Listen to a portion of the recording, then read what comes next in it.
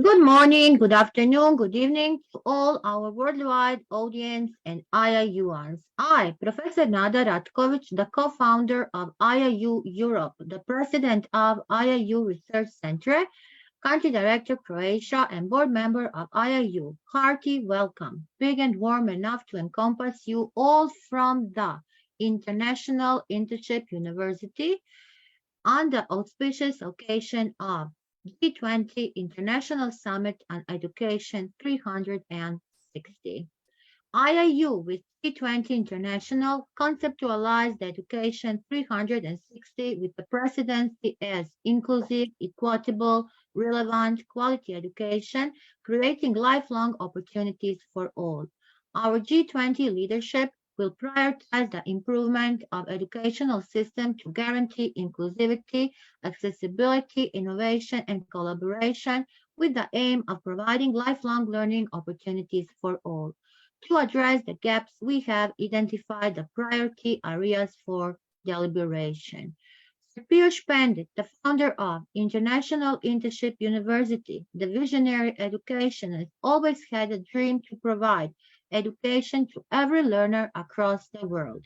He believes that the world is changing drastically, so there's a need to make changes in the education system. With this thought, Piyush Pandit concocted the world's first digital Internship University, International Internship University, IIU, in 2020.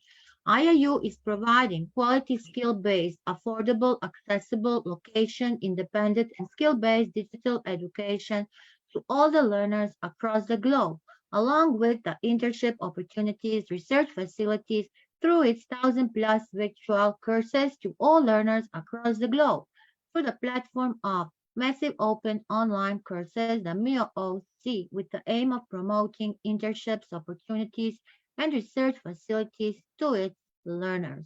IIU has been accredited and affiliated with the World Education Organization, WEO, and International Accreditation Organization, IAO, and collaborated with the old world's top universities and educational institutions.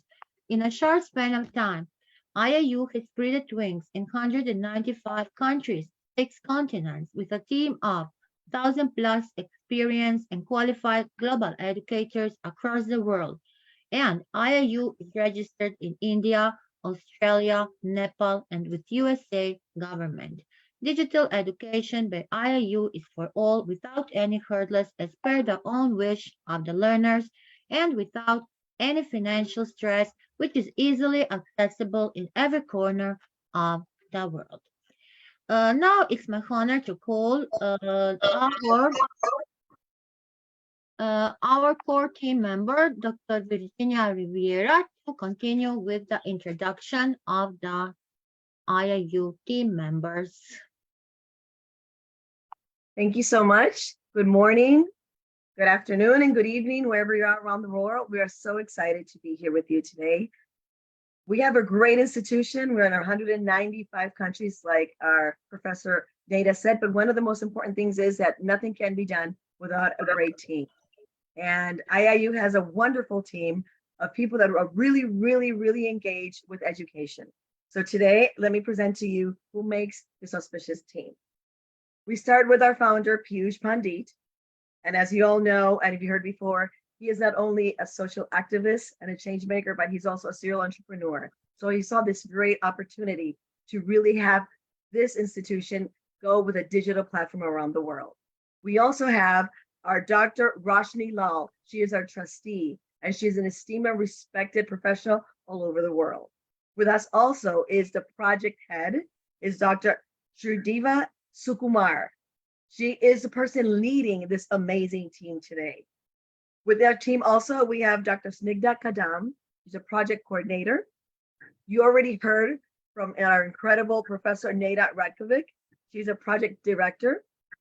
We also have with us Dr. Inga Karshilava. She is from Georgia, and she is our moderator and she's a research fellow. With us also is Sandy Balaki, moderator and research fellow. And we have Ermina Rescu. She's also one of our moderators and research fellows. My name is Virginia Rivera.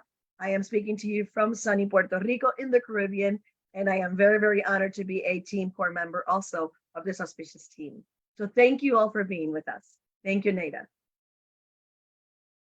Thank you, Dr. Virginia. Now I want to introduce our great Dr. Srividya Sukumar. She's coming from the United Arabian Emirates. She's a passionate educationist, a visionary leader. So welcome, Dr. Srividya. Good afternoon to everybody, and that's so nice of Dr. Nada for such a beautiful introduction of IIU and also about the G20 series that we have started with. Moving ahead, like what is this G20 is all about? Our good partner for the day, Ms. Sandy, will be elaborating on that.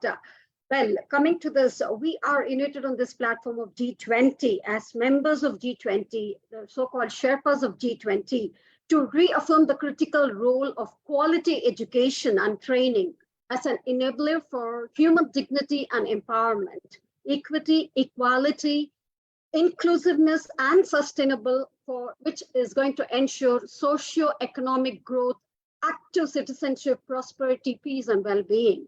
So that's what is we are having today's presidency as equitable and relevant lifelong learning opportunities for all, ensuring quality education. So we reiterate our commitment to work together towards achieving the more resilient, equitable, inclusive, and sustainable future growth, accessible, quality education and training at every level, promoting lifelong learning opportunities for all. Such a commitment will take us towards our vision of one Earth, one family, one future with the theme of G20 presidency in 2023. In line with the United Nations 2030 agenda for sustainable development and as articulated by previous G20 sessions which has been held, we reiterate that education is a human right that can contribute to the realization of other rights. So the continuity of the education in all situations is imperative for sustainable development. And we're all going to work together to help to ensure that is recalled as UN22 transforming education, where all learners, regardless of their age, group, gender, economic, socio-cultural, ethnic, religious, and regional background, those are facing physical and mental disabilities, having learning disabilities, and special needs, have access to quality, inclusive, and equitable education and training, as well as support for their well-being through the situations of emergencies and crisis, so that they are able to build as resilient futures.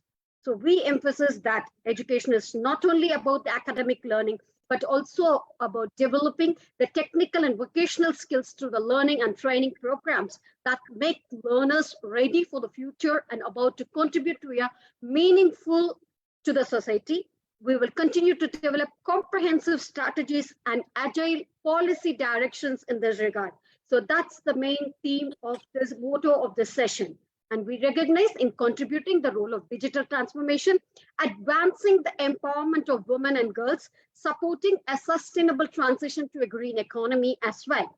So education for sustainable development, which is otherwise called as ESG, and the lifestyles as accelerators that advance the progress towards achieving the SDGs.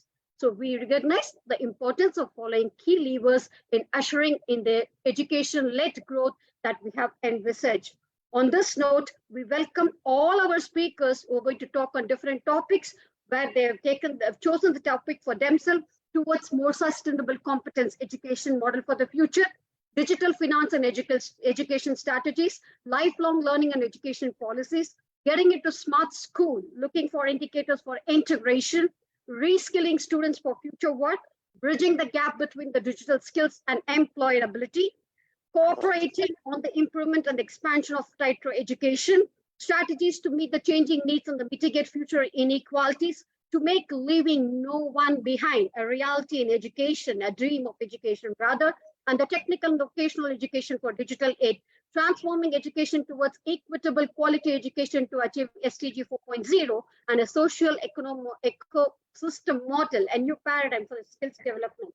So our team, our experts are going to share their views, and the insights shared by the experts on the above pointers will aim to contribute to archive the policies That will expand to include the Think 7 recommendations for action, which will lay a foundation for promoting lifelong learning for the future of work, achieving sustainable green transition to the collaborative, the partnership between national and international higher education system and countries with research development and innovation capacities. On that note, I take this opportunity to welcome all our esteemed speakers for the day who are associated with us. And also, I would extend my warm welcome to Dr. Farooq Wasil, who is going to be the chief guest speaker for the day. So, moving ahead, like it's a great privilege to have you here, sir, and it's one of the greatest privilege to have you among us today. Thanks for giving your time. And to talk more about Mr. Dr. Wasil, he was the consultant and advisor with over 40 years of involvement in the field of education. Dr. Farooq Wasil, a doctorate specializing in education, is currently CAO of the Wasil Education Group and the director of Think Site Services Private Limited. And his career, if you allow me to go further, he joined GEMS Education over here from this part of the UAE, and in recognition to his contribution, he was promoted as the director of Asian Schools of GEMS Education for Dubai. Prior to his role, he was a senior president of special projects of Environ Education.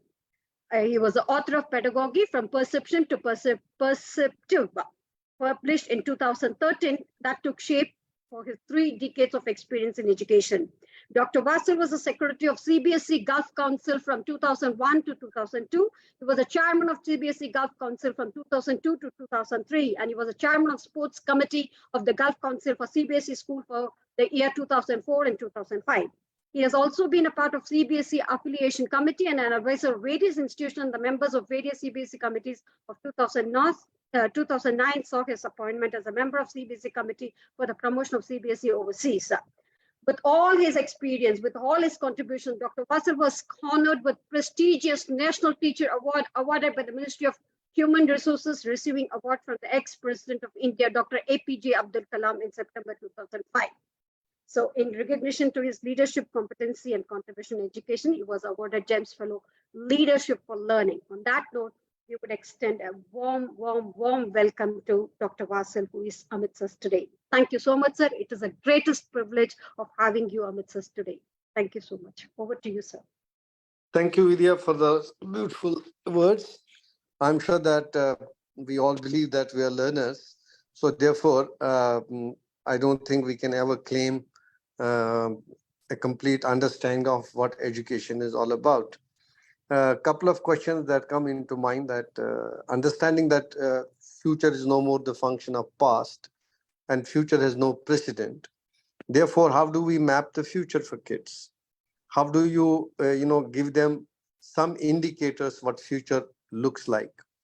If you look at the way world is changing, there are many changing forces now impacting our lives. There are political changes where the power shifts eastwards. There's a global connectivity and sustainability. There are green technologies we are talking about. There's economics, politics, and regulation. On account of that, there's an anxiety. There's gap between population and economic growth. There's correlation between youth and innovation. There is increase in longevity and decline in fertility. There are changing cultural norms and new family norms. There's also changing demography. And then there's adaptation, not extinction. There's tightening regulation and rising prices. There's a rise of confused green consumer. There's local energy networks and micro generations. There's boom in clean energy, IT, and transport. There's impact of oil at, say, hypothetically, if it is at $175 a barrel, can you imagine what kind of tailspin will be to the world economy? Can you also imagine the countries which are struggling, how they will manage their budgets? And on account of that, where they will try to cut the corners. Now, if education is the birthright, and then everything associated with education must have some kind of equity. There should be access to quality schools, good infrastructure, good technology, quality of teachers. But, this is an aspiration. Is it happening? I mean, having worked in Africa, having worked in Middle East and Southeast Asia, having worked extensively in India, unfortunately, there's no equity as of now. Aspirations are there, like India, if you see the new NEP, which has a vision of providing credible quality education and preparing children for future uncertainties. You see, the idea is that we have to give up the idea that education is something connected with the youth, that it's a brief period in our life. That's not the case. If learning is lifelong, what does it really mean then? You have to ask ourselves a question. It means that the institutional culture understanding has to change. Talk of India, at some point in time, you cannot enroll yourself in the university. Now, why there's a restriction, age becomes an impediment for me to pursue my education. Where does this come from? So this may be true of many other countries. I mean, we're not alone in that. So therefore, it is not only the resources and the developing the competency, it's also understanding that education is a birthright. So everything associated, suppose let us say if technology is the enabler and that is the key factor in terms of transforming and translating education, then access to internet should be birthright as well. Yes. So ask countries that what is the kind of access children have to technology inside the classroom and how much it is integrated. And then also the capacity building around, because we are at different levels of understanding and skill sets when it's coming to use of technology. Like pandemic was an eye-opener for all of us. Billions of children were left, without any access to education because they never had any access to technology. So when we talk about equity, it also means sustained commitment from G20. So therefore, all other stakeholders must realize that whatever the problem, education is the answer. If that is the key for the growth and development of the mankind and the human society, then every country must take a moral call on this and go beyond the call of duty and keep supporting those who are struggling. So obviously, we need to take everyone on board. It's like, lessons from Noah's Ark. Even turtles were on board. So it is the strength of the strongest chain lies in the weakest link. We have to really help those children who are marginalized, who don't have access even to minimum when it comes to, quality provisions of education, access to good textbooks, access to good quality teachers. I always say, it's a million minutes of instruction. And if you are landed with the good teachers, then your future is secured. We can predict your future with some certainty. And if you have those million minutes of instruction, which are not quality instructions, then there's every possibility that, you will be challenged in your life. So we have to see the changing forces, how it is impacting and changing the way we educators think or try to find a solution to some of these problems existing all around us. Growth in artificial intelligence, virtual office in schools, connecting the school with the world beyond. Today, the physical space, if you look at it in Southeast Asia and most of the other countries, the good schools get identified with good infrastructure.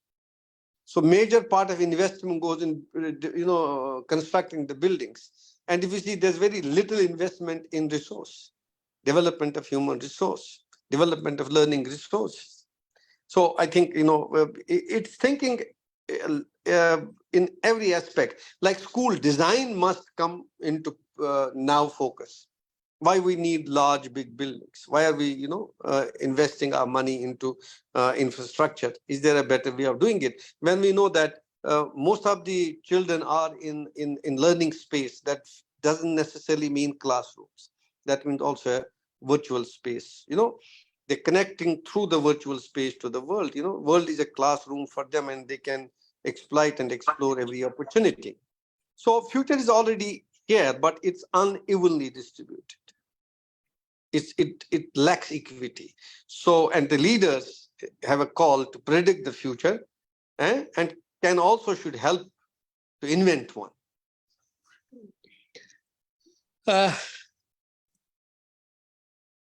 So these paradigm shifts, where the learner autonomy we are talking about. We are talking about collaborative learning. We are talking about curriculum integration. We are talking about thinking skills and teachers as co-learners. We are talking about alternative assessments. We are talking about mobile being a critical platform for learning. We are also talking about rising transparency between individuals and institutions. Look at the impact this kind of transparency is bringing in to way we educate our children and the way we do the capacity building within. You were answerable. You cannot hide because now you need to answer things around. Technology has, given you the power to influence, but also it has made you vulnerable.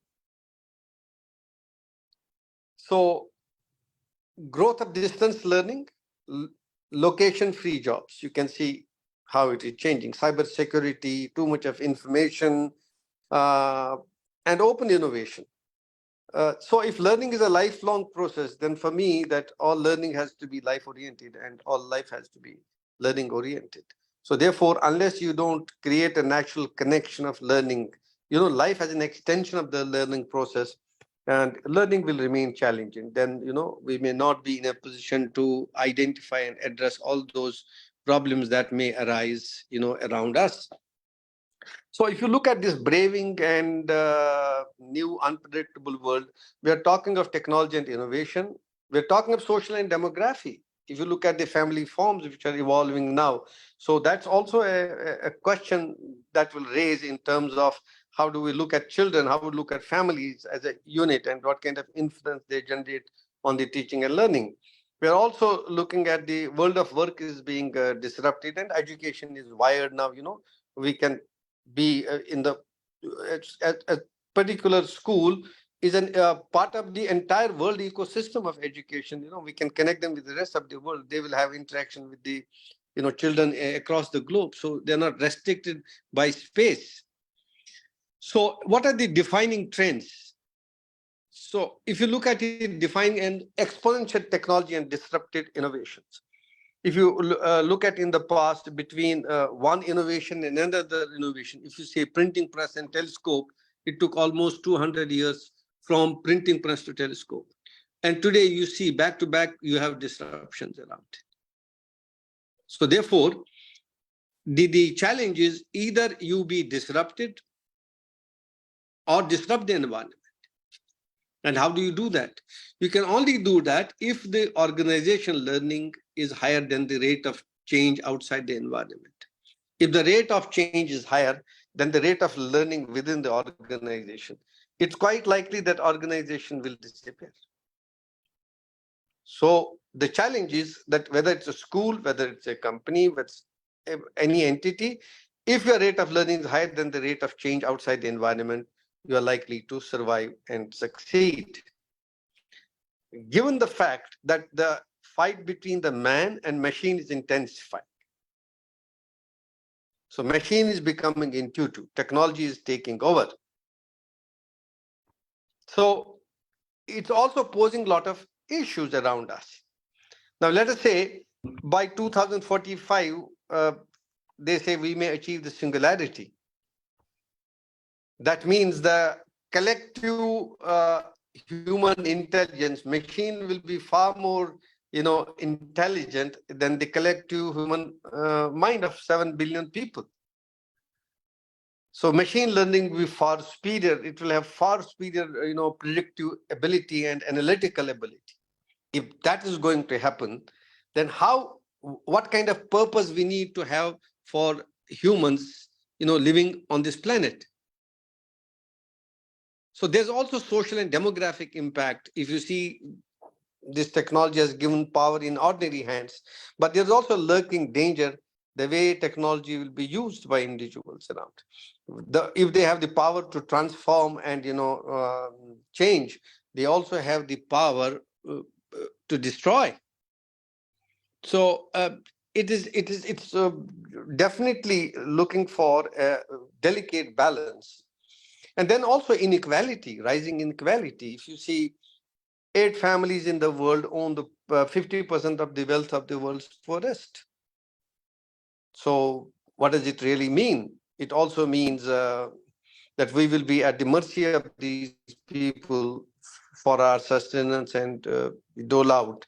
And if they don't have those enduring competencies of compassion, empathy, then what will happen?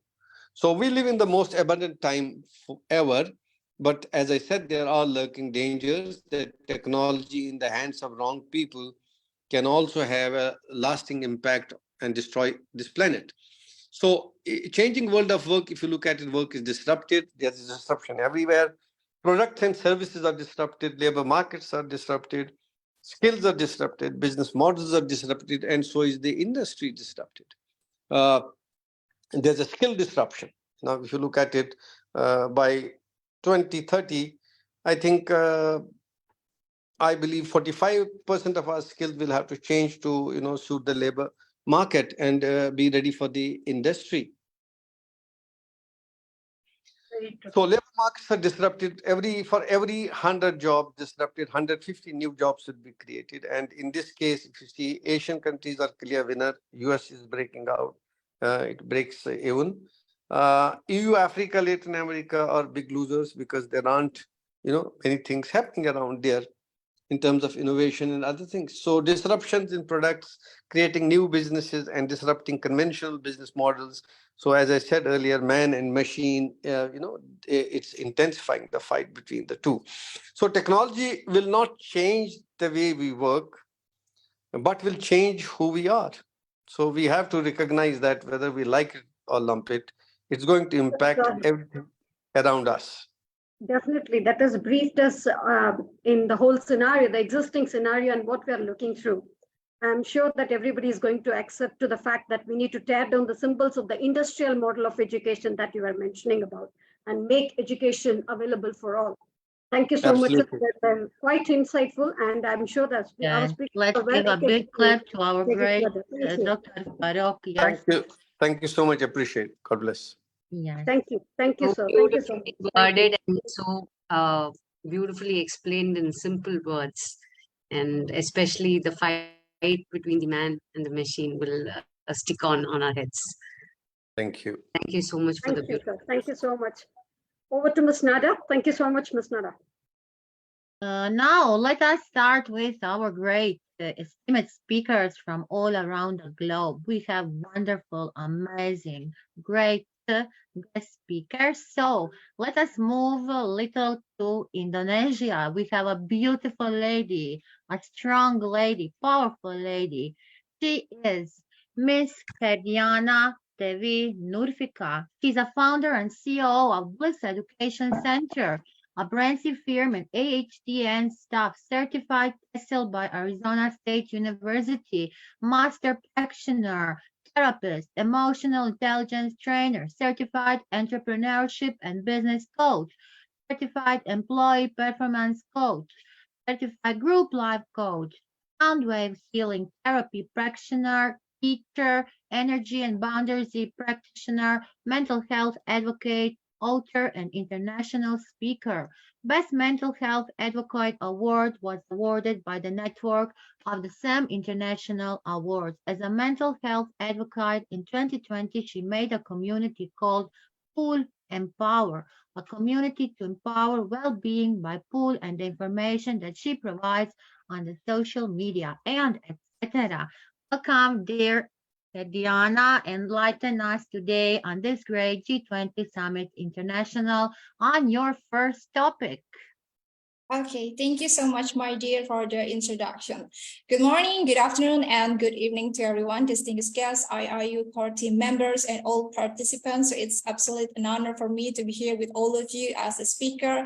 So I'd like to express my heartfelt gratitude to my dear friend, Professor Nada Ratkovic, for the invitation and the International Internship University for organizing this remarkable event that we know it's going to bring together global minds because we have really global speakers in here. So in our pursuit of progress and development, we often find ourselves confronted with numerous challenges as we stand on the brink of new decade. So it's crucial that we direct our efforts toward fostering a more sustainable competence model for the future. And today, I'd like to shed a light on the significance of this model and how it can pave the way for a brighter and more inclusive tomorrow. So we know that a sustainable competence model encompasses the skills, knowledge, and values required to navigate the complexities of the 21st century while preserving our planet and ensuring the well-being of its inhabitants. So it's not only about all the academic, but we also have to maintain the overall well-being. So it extends beyond mere academic achievement and embrace a holistic approach to education, encompassing both cognitive and cognitive skills. So it's kind of more different compared to 10 years ago, for example, because we are more aware and conscious about the society as well. So the key pillars of a sustainable competence model revolve around three core dimensions. First is environmental stewardship. Second is social responsibility. And the last one is economic resilience. Maybe many people have discussed about economic resilience, and yeah, that's really important, especially for you to talk about it as well. So by nurturing this dimension, we can equip individuals with the tools necessary to address the pressing global issues we have today, such as climate change, social inequality, and economic instability, because many things happen, war happen, and demonstration happen, and anything happens. So we have to find balance. So firstly, with the environmental stewardship, it can emphasize the urgent need for ecological literacy and responsible practice. So it calls upon us to instill in the future generation a deep appreciation for the natural world and a sense of responsibility toward its preservation. So by fostering environmental consciousness, we can empower individuals to become environmental advocates and change agents in their community. So I got a case study for this dimension. So let's think about Green Schools initiative in Sweden. So there's a Green Schools in Sweden. So the initiative for the Green School focus on transforming traditional school buildings into sustainable, eco-friendly spaces. So by integrating renewable energy system, implementing waste reduction strategies, and promoting sustainable transportation options, the initiative not only reduces the carbon footprint of schools, but also provides valuable hands-on learning opportunities for students. So it's really good because through this kind of initiative, students can learn about renewable energy, waste management, and sustainable practices. So it allowing them to become active participants in building a more environmentally conscious society. So I think it's really important for us as educators to remind this kind of thing as a project hands-on learning to the students. And secondly, social responsibility. So with the social responsibility, it's really important for us to teach the young generation, especially about empathy, inclusivity, and also global citizenship, because nowadays in a world plagued by division and inequalities, it's really important for us to cultivate compassion, understanding, and respect for diversity, because if we don't teach them this kind of things, maybe they are going to go too far beyond the things that we are not expecting that. So by promoting social cohesion, embracing different perspectives, we can foster a sense of collective responsibility and work toward a more equitable society. And there is an inspiring example of social responsibility in education, which is maybe many of you have heard about this. It's called like Model United Nations or MUN program. So as many people know, the MUN provides students with a platform to engage in simulated diplomatic negotiations, addressing global challenges, and proposing solutions. So through MUN, students can develop critical thinking, diplomacy, and even negotiation skills while deepening their understanding of complex global issues. It's really important for students to learn this kind of things, because yeah, this program not only promotes global citizenship, but also encourage empathy and the ability to consider diverse viewpoints, enabling students to become effective advocates for social justice and change. Like we also have got several conferences under IIU to really educate the students or the young men about the critical thinking. So we have to keep it up with it, because it's really important to engage with the young generation to think critically, especially about the global issues, because That's what we need to hear from them. We need to know what's their thought and also what kind of the solution that they can provide for our future, right? And the last one is economic resilience. So when we acknowledge this, we know that with the rapidly evolving landscape of work and the need for adaptable skills, especially in this digital age, we know that like the previous speaker already mentioned, the rise of automation, for example, it demands we to equip any kind of future-proof competency, such as critical thinking, creativity, and even collaboration. So by promoting lifelong learning and nurturing entrepreneurial mindset, we can ensure that individuals are equipped to thrive in ever-changing economic landscape. So a remarkable example for fostering economic resilience is the entrepreneurial education program implemented by the Network for Teaching Entrepreneurship, or NVTE. So in this program, it provides students with the knowledge and skills needed to start and manage their own businesses. We have so many training session and also live webinar with IIU to teach this kind of thing. And this is really awesome because through experiential learning like this, mentorship and exposure to real world business challenges, students can really develop entrepreneurial mindset, financial literacy, and problem solving skills. So this not only prepare them for the future world of work, but also cultivate a culture of innovation and adaptability, because we live in constant change, so we have to be adaptive. We have to really see the light of the growth mindset to the young generation. And however, building a sustainable competition model is not a task for one person or alone. It requires a collaboration and commitment even for government, educational institution, private organization, and civil society. So together, we must forge partnership, share best practice like what we are doing here, and invest in innovative educational approach that prioritize sustainable and inclusivity. Because especially governments, they really have a crucial role to play in shaping policies that support integration of sustainability education into national curricula. Because if we talk about all of this and we don't have some people who call themselves like decision makers or even in the top management who are going to make this curricula happen to the student, it sounds like kind of impossible. So we need them as well, as they must allocate resources, establish framework, and also provide training opportunities. So the last thing, I also think like the power of civil society shouldn't be underestimated, because non-governmental organization, community groups, and grassroots movement can act as catalysts for change.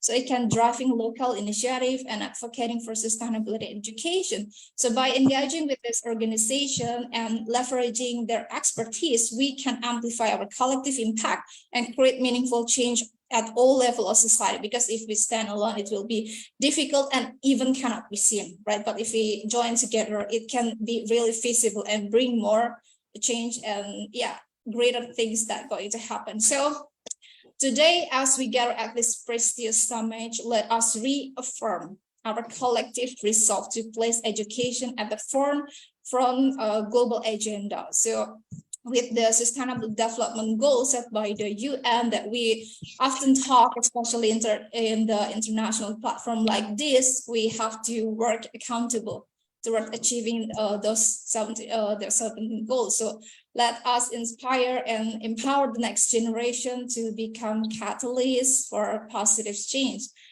So in conclusion, I am filled with optimism as I witness the passion and dedication with all people here, with all amazing educators globally. So by embracing a sustainable competence model for the future, we have the power to transfer lives, protect our planet, and create a world that thrives in harmony. And it might sound like cheesy or not possible if we do it alone, but if we do it together, it can bring more success. So let us seize the opportunity, unite our efforts, and make education the catalyst for a sustainable and prosperous future. Thank you so much for listening. I'm giving back to Professor Nada.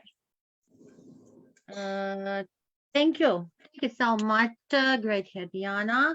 Like always, you really briefly explain us all the problems. It is very clear to us now. Thank you. We are sorry it's short time, but I think it was enough for your great views, insights on this topic one. Thank you. Thank you so much. Thank you for your great insight. Let us move a little further. We lost McDermott, but we have here another strong lady. She's coming from Pakistan. She is a beautiful soul. She's working for humanity, for the education. She's Dr. Tia Soundari. She's the president of GPPS, the CEO of International Travels Hub. Dr. Dia is a young business lady. She's a founder of International Travelers Hub and chairperson of Team Dia Global PVT Ltd. She's a great leader and works internationally for the cause of humanity, peace, and women empowerment. She also worked hard to help the needy and poor people by organizing food drives, free education, free medical camps, and training sessions without any discrimination of religion, race, community, and nation. She is a well-known global human rights defender and international trainer. Welcome, dear and respected Dr. Dia. Let us give a big clap for this woman, this strong, great woman. Thank you. Thank you so very much for having me, respected Professor Dr. Nada Redkovich. You are doing a great and significant working to promote peace and education in the society. I appreciate you from the core of my heart and always wish a beautiful and shining future for you. Your services for the betterment of mankind will be remembered forever. Good morning and good evening to everyone, most respected and inspirational personalities from all over the globe. Thank you for joining. Today I want to discuss about lifelong learning and education policies. The concept of learning as a process that continues throughout life to address an individual's learning needs. The term is used widely in adult education to refer to learning process in many forms and at many levels. The concept of lifelong learning or lifelong education became current in the 1970s in choosing the goal of lifelong learning for all in 1996. OECD education ministers signaled as a major departure by adopting a more comprehensive view. The goal covers all purposeful learning activity from the cradle to the grave that aims to improve knowledge for all individuals who wish to participate in learning activities. International organizations such as UNESCO and the European Commission have also adopted the more comprehensive approach. Features of the lifelong learning approach. The lifelong learning framework emphasizes that learning occurs during the whole course of a person's life. Formal education contributes to learning as due to non-formal and informal settings of a home, the workplace, the community, and society at large. The key features of the lifelong learning approach are: number one is that it offers a systematic view of learning. The lifelong learning framework, the demand and the supply of learning opportunities as part of the connected system covering the whole life cycle and all forms of formal and informal learning. Number second is that the learner and initiatives to create for the diversity of learner needs from the core of lifelong learning strategies that and this signals a shift from educational policies that focus on formal institutional arrangements and for learning. It for attention from the supply of learning to the demand side. Third number is that the approach emphasizes the motivational to learn and draws attention to self-paced and self-directed learning. And number four is that it takes a balanced view of the multiple objectives of education policy. These objectives relate to economic, social, or culture outcomes to personal development to citizenship and so on. The lifelong approach recognizes that all the individuals level, the priorities among these objectives may change over the course of an individual's lifetime, and that each object has to be taken into consideration in policy development. Thank you so much, Dr. Nada, for your time and for your invitation. Thank you so much, everyone. Thank you so much. Thank you. Thank you, beautiful and Thank you. smart Dr. Dia, for your great speech. You know, today I have a feeling that we are really at the United Nations. So when we are at the storytelling or anywhere, we always was, what would you say if you are now at the United Nations? If you have opportunity, this is a great message, a big step for our great Dr. Dia. Now we are moving from Pakistan. We are moving from Pakistan and coming to Nigeria. Another strong woman, a great lady, Dr. Ijeoma Ested. I want to say a few words about great Dr. Ijeoma. She's a CEO of Mommy. And you know, when we say Mommy, that is really enough. She is an author, researcher, reviewer. She had so many publications. I want to say more than 30 publications. She had now written 150 plus state, national, and global events, human capacity development experts, and etc. So now when we see her and hear her, it is enough to present our great Dr. Ijeoma. Welcome. Thank you so much. Thank you so much, Professor Nada. I really appreciate this opportunity, and thank you, International Internship University, for having me here once again. So my topic for today is getting into school, looking for integration and inclusion. In this topic, we are attempting to identify possible key performance indicators, that's KPI, for measuring refugee integration policies in host countries.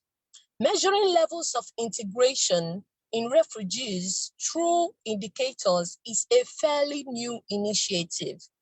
Here are some of the challenges that a lot of countries are experiencing in handling refugee integration. One of the challenges is integration policies, and the rate of integration of refugees poses obstacles due to its enchanted nature.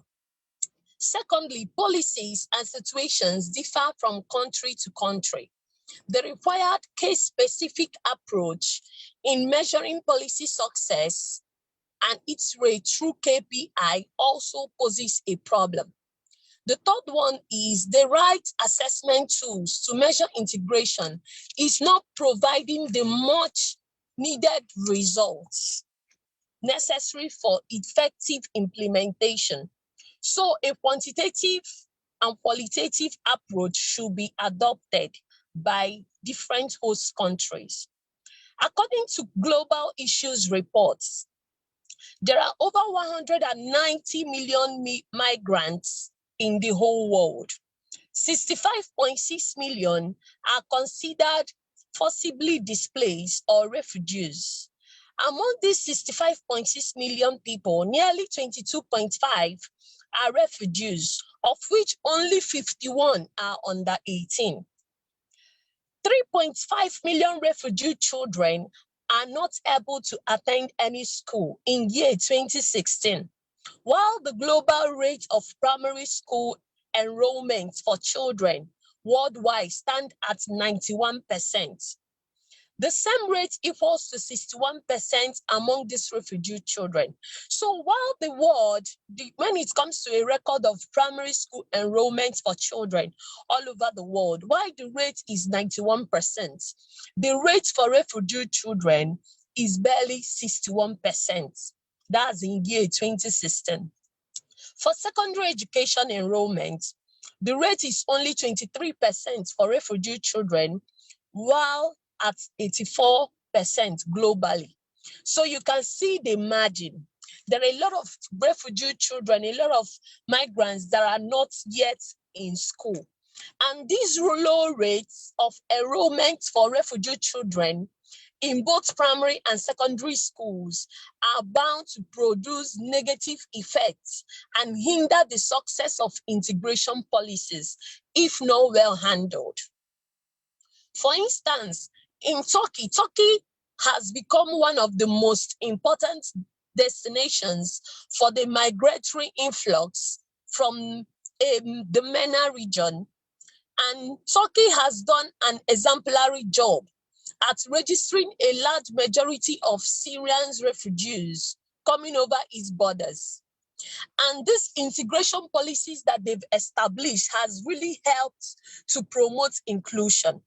So different countries need to work together. Different countries need to come together and ensure that there are policies that will help integration. There are policies that will help inclusion of refugee children, immigrants, people that are traveling, people that are entering into other countries, for their students to also be enrolled in school.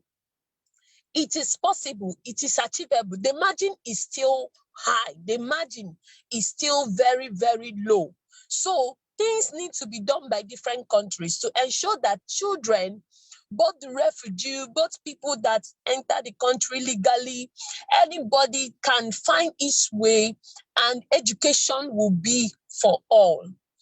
Every child deserves education. Every child deserves to get into school and learn. Every child deserves an opportunity, and that is what we are discussing today. So I believe that this will help a long way with the statistics. It will help different countries in a long way to imbibe on these policies and provide solution. Thank you so much once again. Wow, great, Dr. Ijeoma. What a strong word. What a strong message. I want to say something, dear audience, dear respected audience. Dr. Ijeoma is the author of a wonderful, amazing book, 100 Questions You Must Ask. So, if you know that mysterious, indescribable feeling you once you get a hang of that book, so never again, at least not this time. We may not have met before. I dedicate this book to you. You're worth more than you can ever imagine. So please, please contact our great Dr. Ijeoma and don't lose a chance to have this amazing book. A big, big, big, big clap. Thank you. So now from Nigeria, we are moving to one beautiful country, a beautiful country of Croatia. And from Croatia, we have an amazing educator, an amazing lady, Professor Maria Gaurina. She is working as a professor mentor of physics and computer science at Technical and Industrial School of Ruđer Bošković in Spain. In my town, we are from the same town. She continued her education in 2020 at a postgraduate doctoral study on research in the education of natural and technical sciences in Split at the Faculty of Science, majoring the physics. For 5 years, she has been Scientix Ambassador for the Republic of Croatia, Microsoft Innovative Educational Expert, Certified National Geographical Educator, member of expert working groups for the European Schoolnet Academy. She's a speaker in various STEM workshops, seminars, courses, locally, nationally, internationally. Her research interests include analysis of gamification elements and its impact on educational physics, particularly at the secondary level of education. Welcome, dear Maria. Enlighten us today on your great topic on this G20 International Summit on Education 360 degrees. Thank you, dear Nada, and thank you, IIU, for this opportunity. This is a great summit. I must say I'm hearing strong women's and I'm hearing strong words. So today, first of all, good morning, good afternoon, and good evening, ladies and gentlemen. Today, I would like to discuss a topic of the most importance in our rapidly evolving world, the reskilling of students for the future work. And, you know, with advancements in technology and the ever-changing job market, it is crucial to equip our students with the skills and knowledge needed to succeed in the careers of tomorrow. And in this short presentation, I will explore with you, of course, why reskilling is necessary, what skills are essential, and how educational institutions can play a main role in shaping the future workforce. And I think this is very important, and this is a very important topic to discuss. So in the first row, let's speak about the need for reskilling. I separated in three parts, like technological advancements, changing job landscape, and a lifelong learning. These are three main parts why we need reskilling. So if we speak about technological advancements, the fourth industrial revolution and proliferation of artificial intelligence and machine learning are transforming industries and jobs at an unprecedented rate. And this is very important to mention. Traditional jobs and traditional job roles are being disrupted and new ones are emerging. Many routine tasks are becoming automated, leading to a shift in the skills demanding by employers. And at the end of this part, learning no longer stops at graduation. You know that. Continuous learning and adaptability have become crucial to career longevity and professional growth. And this is the same, very important. We are learning every day, and we are learning through whole our life, we can say it. So what are the essential skills for the future workforce?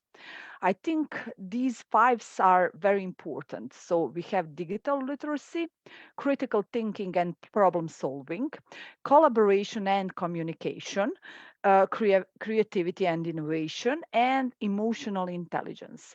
These five, I think, are the essential skills for the future workforce.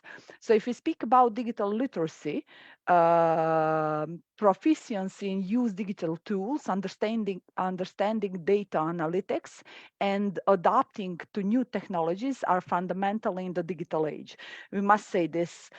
Someone will like it, someone will not like it, but this is the fundamental in our age, in these digital ages.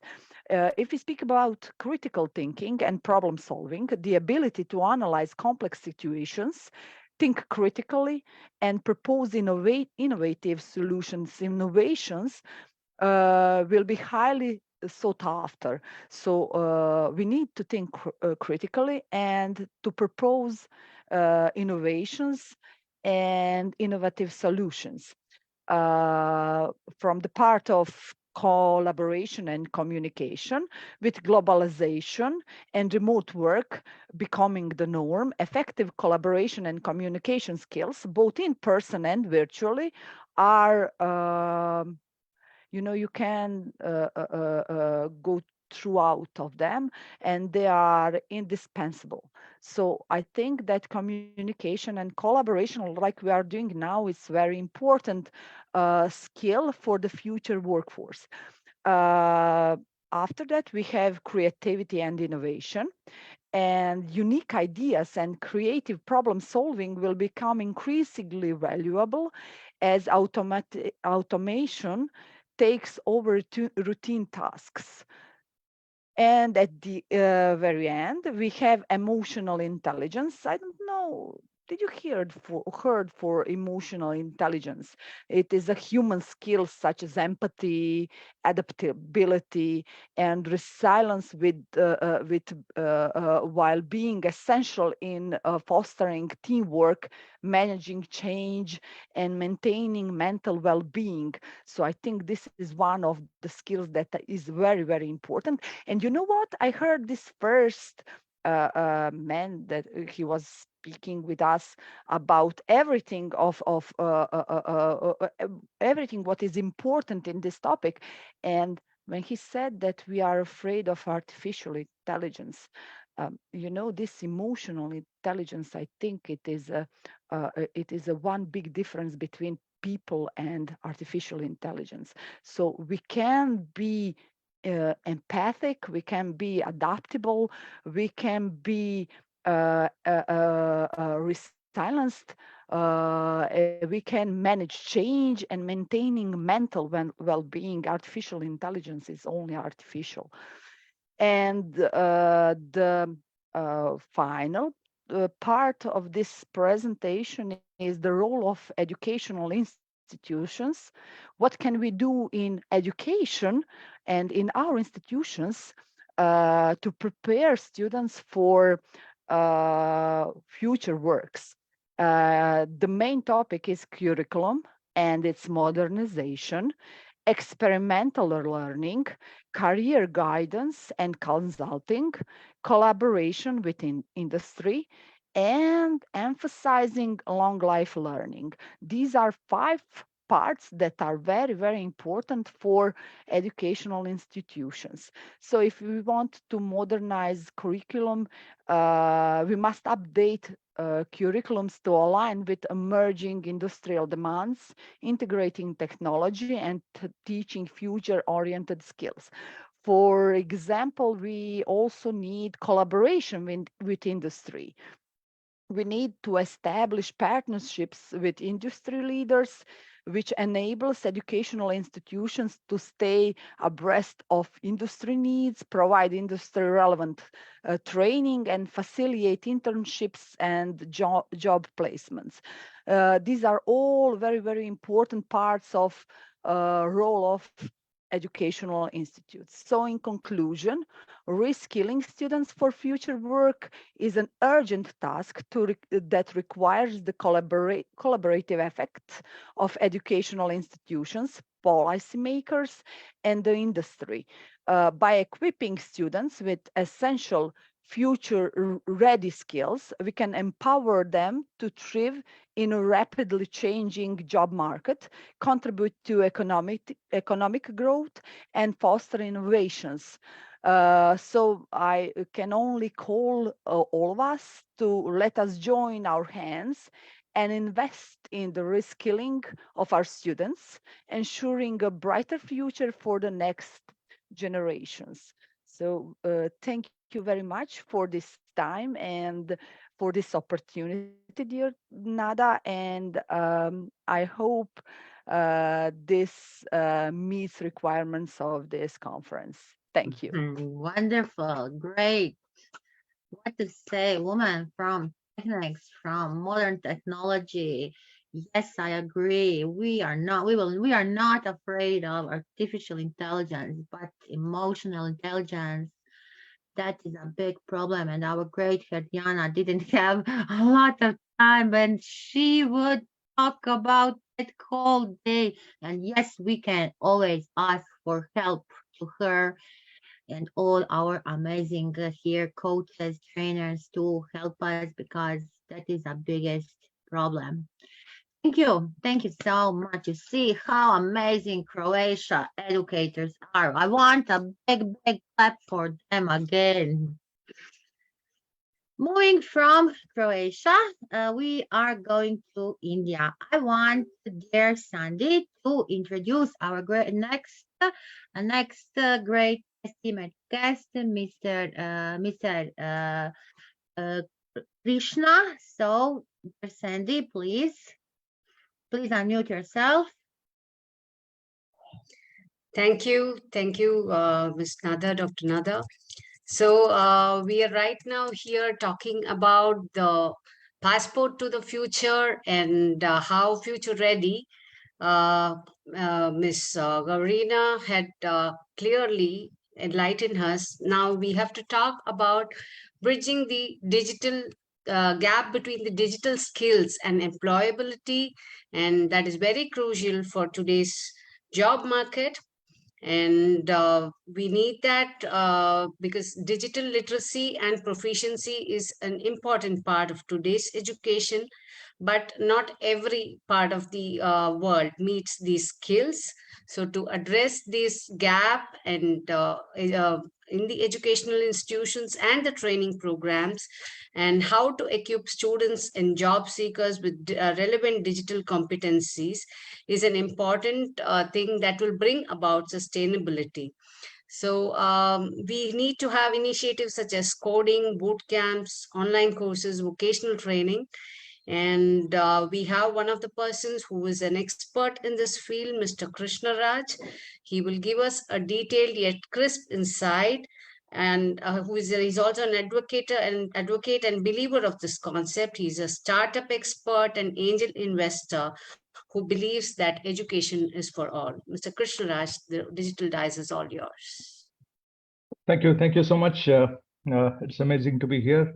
Thanks for the invitation.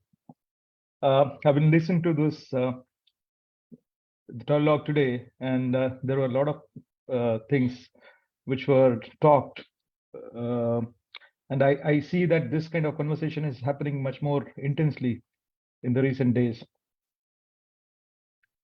One of the things which is possibly remaining as a question mark for a lot of people is that what's happening now and how it is going to impact us, whether we'll be relevant or not.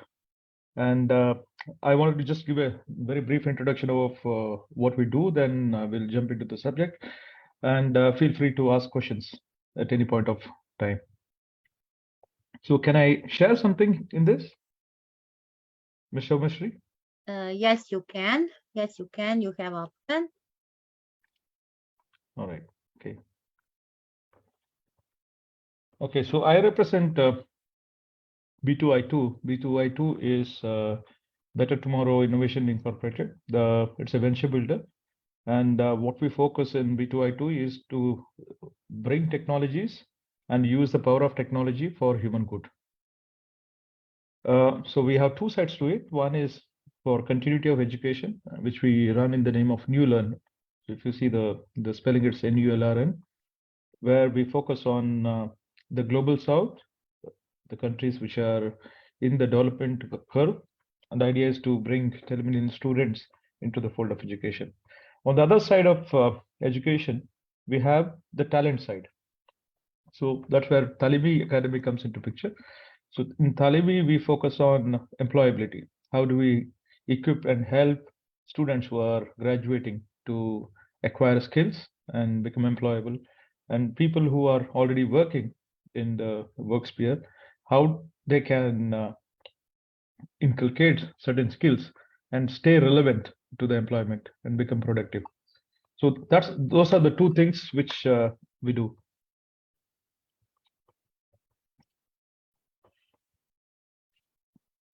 So as a company, we are supporting SDGs and the way we are working. There are totally 17 SDGs by the UN Charter, and we support 7 SDGs directly. So let's talk about the subject. What is skill gap? What's the definition of skill gap? The skill gap is the difference between the skill, what the market is looking for, and the skill, what the potential employees are having. So, and this can occur because of many reasons. One, there's a change of technology. So just think that I am a person who's an expert person who knows how to use a typewriter, and then comes computers. So maybe I'm an expert typist, but since I do not know how the computer language, I do not become relevant. So that's one example of technology changes.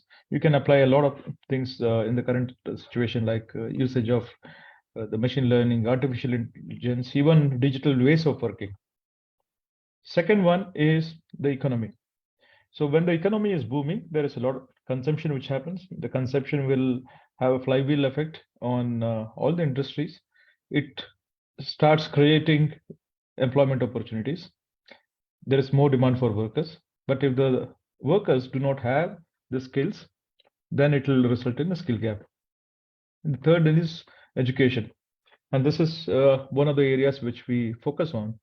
So the education which is currently being practiced in all parts of the world is more on rote based, or it's more of a test of memory than the test of application. And it's heartening to see that educators, policy, industry is coming together and trying to change the way education is, except for very few subjects like medicine or architectural, or maybe to a certain extent accounts. And most of the places where someone graduates, they are not able to go and start working in the discipline which they have been studying. So that's the disconnect which the current education system has. So this is anybody from Europe here would be able be familiar with this. So this is a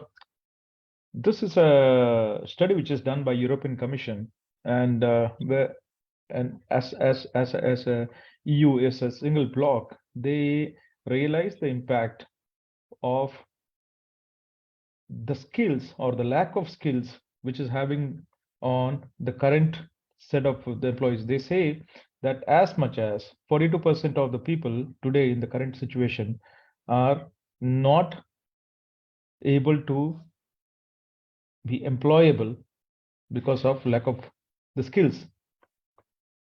And that's a very large percentage, 42%. We are talking about 2 out of 5 people will have effect of employability because of lack of digital skills. I have borrowed heavily from World Economic Forum, which has done some amazing studies in the last 2 months. So this is the report from Goldman Sachs, the famous investment banker, that what's happening with the AI. So AI, as I'm sure that there is nobody who has not heard of AI, and automation. They have listed jobs which will have direct impact because of AI. So when I say impact, it not necessarily it is negative, it could be positive. What is positive? You can possibly speed up the work, you can make it much more efficient, much more accurate. And what could be the negative side? The other side of the coin is that a job which might require 30 people to do, it can be done with possibly 2 people who are equipped. So then the relevance of these 28 people in that context will become a question mark. So what's happening on jobs per se? So this is a report which is done by WEF, and it talks about jobs which are going to be in demand and the jobs which might have some negative consequences. And the way to read this report is that the blue one represents the creation of new opportunities or new jobs. The purple one is the one which will replace the existing jobs, and what's the net effect. So for example, if something is going to create 100 jobs and it's going to replace 5 jobs, the net effect is going to be 95 effective jobs. So if you look at it on the top, it's not a surprise.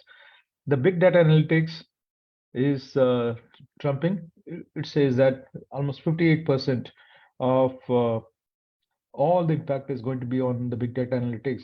But on the other side, the areas where you have text, image, and voice processing, those kind of the areas is getting an impact. And this is a study which has been done on thousands of organizations, and what is their feeling about adoption of technologies in the next 5 years. And this has a very direct correlation to all of us in terms of if you are employed, all of us. And 86% of the companies, so here the respondents are the companies, 86% of the companies said that they would go for some or the other form of digital platform and apps. They would invest in education of workforce, and they will also, and bottom of the scale, they will possibly look at robots and non-humanoid. So if you see all of this, more than 50% of the respondents have mentioned investment in technologies. And how does it affect us as people who are in the education field, or maybe people who are in the employment side? So if you see this, and if you're able to trying to make sense, what's happening is that I see 3 distinct insights from this. One is that anything which is efficient, repetitive task, anything which can be explained logically, where a mathematical model can be done, will either be mechanized, automated, or it could be disintermediated. So one of the example is that the job of clerical jobs, and they say that there's a 46% possibility that those functions will get disintermediated completely.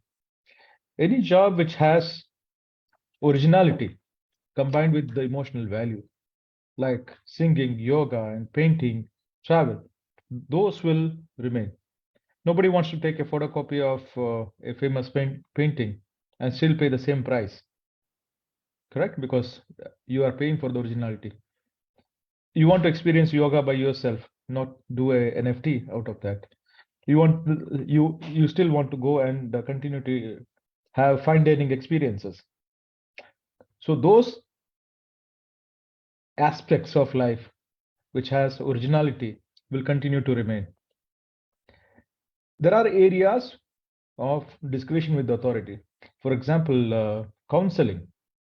So you would not like to go to a chat GPT and look for counseling for the issue between 2 people. You would require somebody with the authority to tell you that, okay, look, this is how it should be done. It could be marriage counseling, it could be child counseling. A chat GPT will not do that work.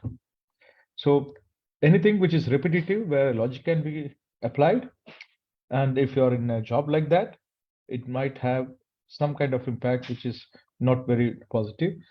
If you are involved in the job which involves creation of value, emotional value with originality, this will continue. And if you are in an area of work where you're using your discretion to deliver value, like counseling, or a wisdom, or a guru kind of work, this will continue. So when you look at what's happening on the job growth, again, I have borrowed heavily from World Economic Forum. It shows the type of jobs which is expected to see a huge increase in the year between 2023 to 2027. It's a 4 or 5 year period, and it is not surprising to see that AI and machine learning specialists, that's going to be driving 1/3 of the demand. So on the top, on the left side top, you could see AI and machine learning is trumping. But on the other side, the way to look at it is that the blue ones are the ones where you have a positive impact, And the purple ones are the ones where you have a negative impact, which is showing a degrowth. And the diamond shows the net effect. So on the left side, you'll see AI and machine learning, which will continue to grow in the next 4 years. Whereas on the bottom side, there are jobs which are like banks, tellers, the clerical works, cashiers, data entries, administrations. These jobs are likely to have a negative impact. And there are areas like agriculture equipment operators, truck drivers, vocational educational teachers, business development professionals. This is expected to continue to grow. These jobs are continue to grow. And we as a company which is into skill development, we see this happening day in and day out. And what's our view of future? Our view of future is based on a framework which has 4 sides. One is how do we prepare the children to face the future? So at the early ages, ensure that there is outcome-based education focused on learning, and ensure that there is 0 dropouts. And some of the subjects which might have to be taught early on is computation, language, and the communication, because WF also mentions communication is going to be one of the most integral part of becoming successful in the current century. Second one is that whatever which is being taught is relevant.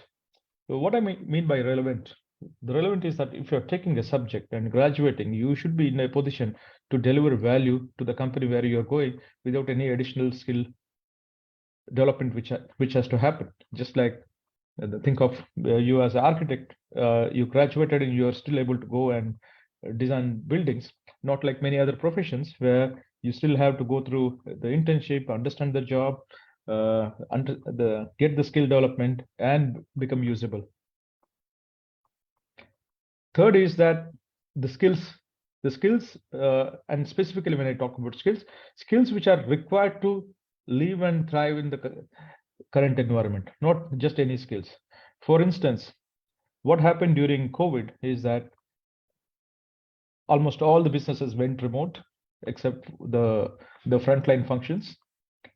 And this actually created a challenge for people who are very comfortable and familiar with direct presence, either with their colleagues or they're in the marketplace. So the skill which was required at that point of time is that how do I present? How do I communicate? How do I collaborate? How do I connect? How do I deliver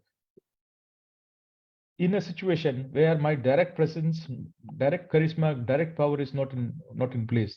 So these are the skills which were required at that point of time. And even as we are going through a situation where some of the jobs continue to be in remote or in hybrid situation, this ability to communicate, influence, and get things done remotely, that becomes a critical skill.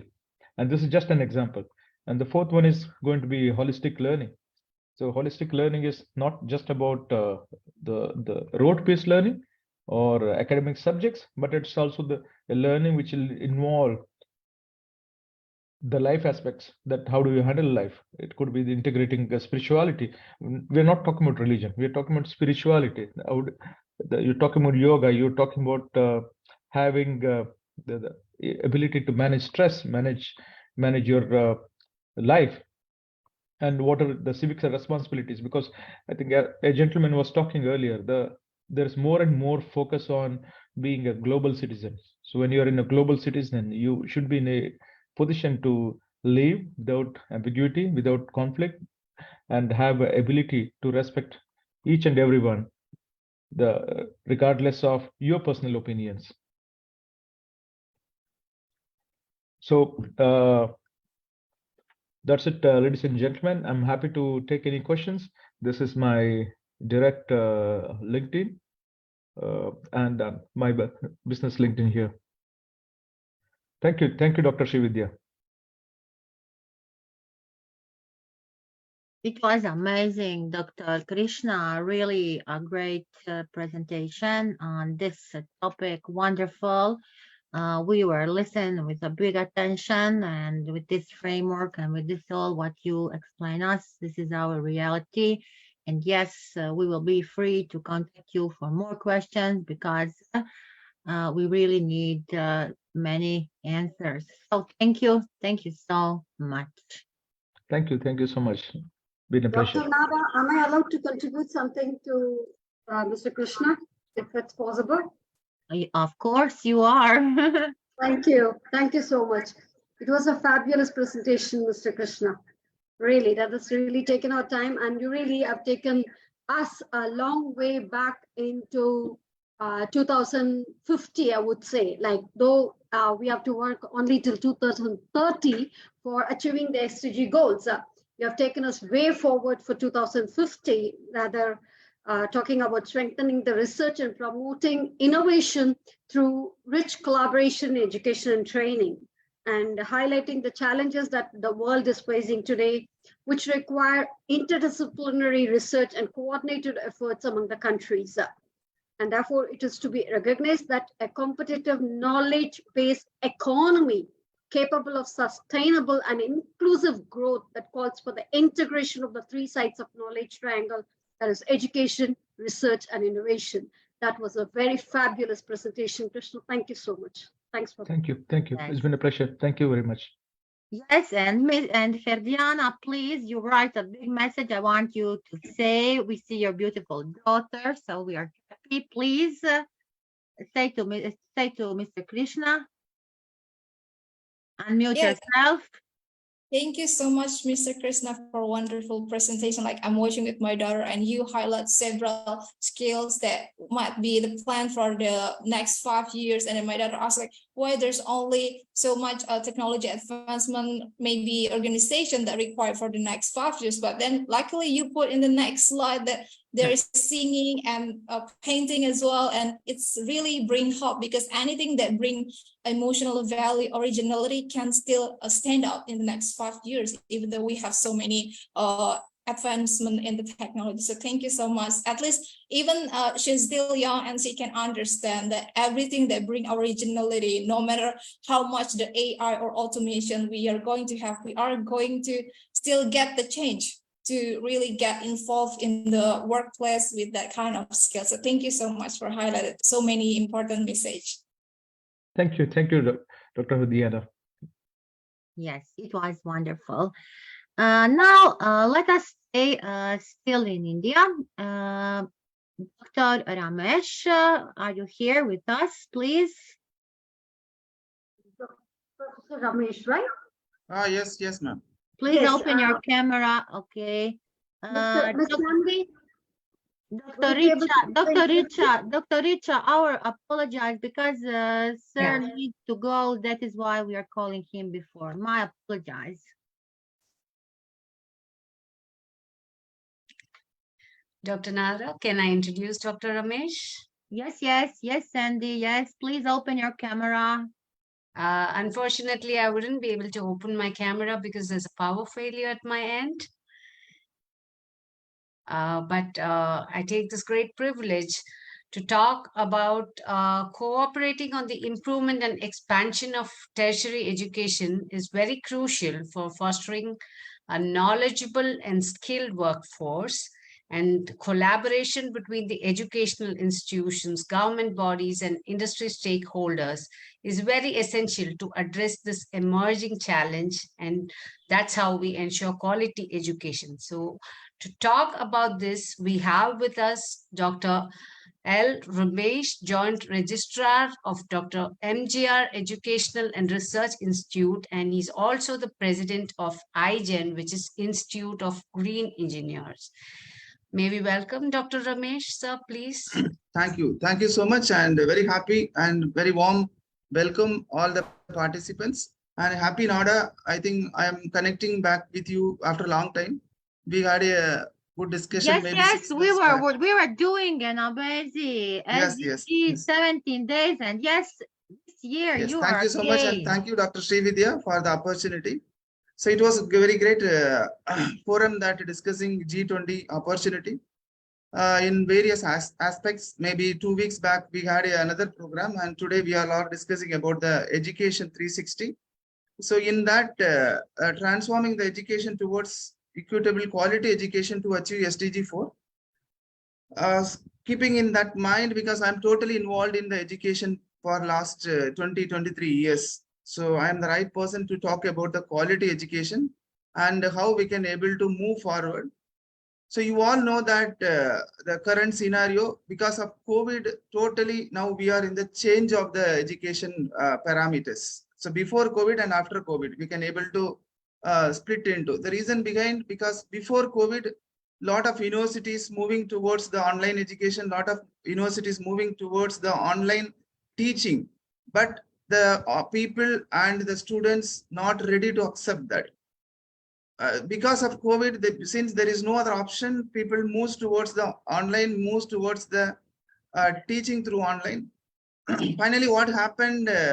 Now the total scenario got changed. So here it is the very good things are there, and the same time, lot of things in the improvement it is there. So we need to have very strong strategy to go for the quality education. When we talk about the digital, play a big role in taking the education to the next level, but the same time it leads to little dip on the quality of the education. There is a it seems that we all know, since I am the professor, we all know that how seriously the students are attending the lecture. Maybe if without video, if you are taking the classes, then it is very difficult for us, whether they are watching the lesson, watching the session, it will be challenging task for us. This is one part which we need to take care very seriously. The second part, even the institute now coming out in India, UGC is coming out with 20% of online education, 20% of complete digital education. They are going to make it mandatory. So through this, what actually very good things happening is the SDG 17, that is partnership for the goals. So if we want to, today we all are connected here, the best example. So this not happened before the COVID. Very rare. It is happening, but very rare. So this is the connectivity. The people across the globe with very good knowledge, now very easily we can able to connect, because in our university itself, we had one particular session called the connecting the international professors, connecting the international industry people, connecting the international professional society people, like that. But at the same time, there is a little unseriousness with the students community now. So what it means, the unseriousness, the students, because all comes to the digital, no? So the face-to-face interaction is always a very good when compared with the online part. So this face-to-face scenario will be helpful for the students to have more interaction. So this is what we had a survey also. We conducted a case study in our campus also. Most of the students felt that they need a that is a 80% face-to-face education, 20% they can suggest for this online type of educations. So again the quality play a big role. So my suggestion, because the whole country, whole world, people are talking about the quality education. People are talking about the COPO matching, like that. That is a program objective. So how the program objective to be designed, how the course outcome to be designed. This all come under the quality of the educations. So maybe one syllabus is taught to the students. For that, what is the achievement ratio? Maybe it is a 80% achievement ratio or 60% achievement ratio. What are the different tasks to be taken to achieve that ratio? This all play a big role in this quality of the education. The same part, very big challenge, next challenging is there is the how to improve the skills of the teachers, professors. That is also very much essential. The last speaker also pointed out artificial intelligence. The artificial intelligence going in a very big way in the future. The same time, electrical vehicle, e-vehicle also playing a very big role. So this all the new skills to be taken as the new component for the professors or lecturers, so that it will be get transformed into the student community.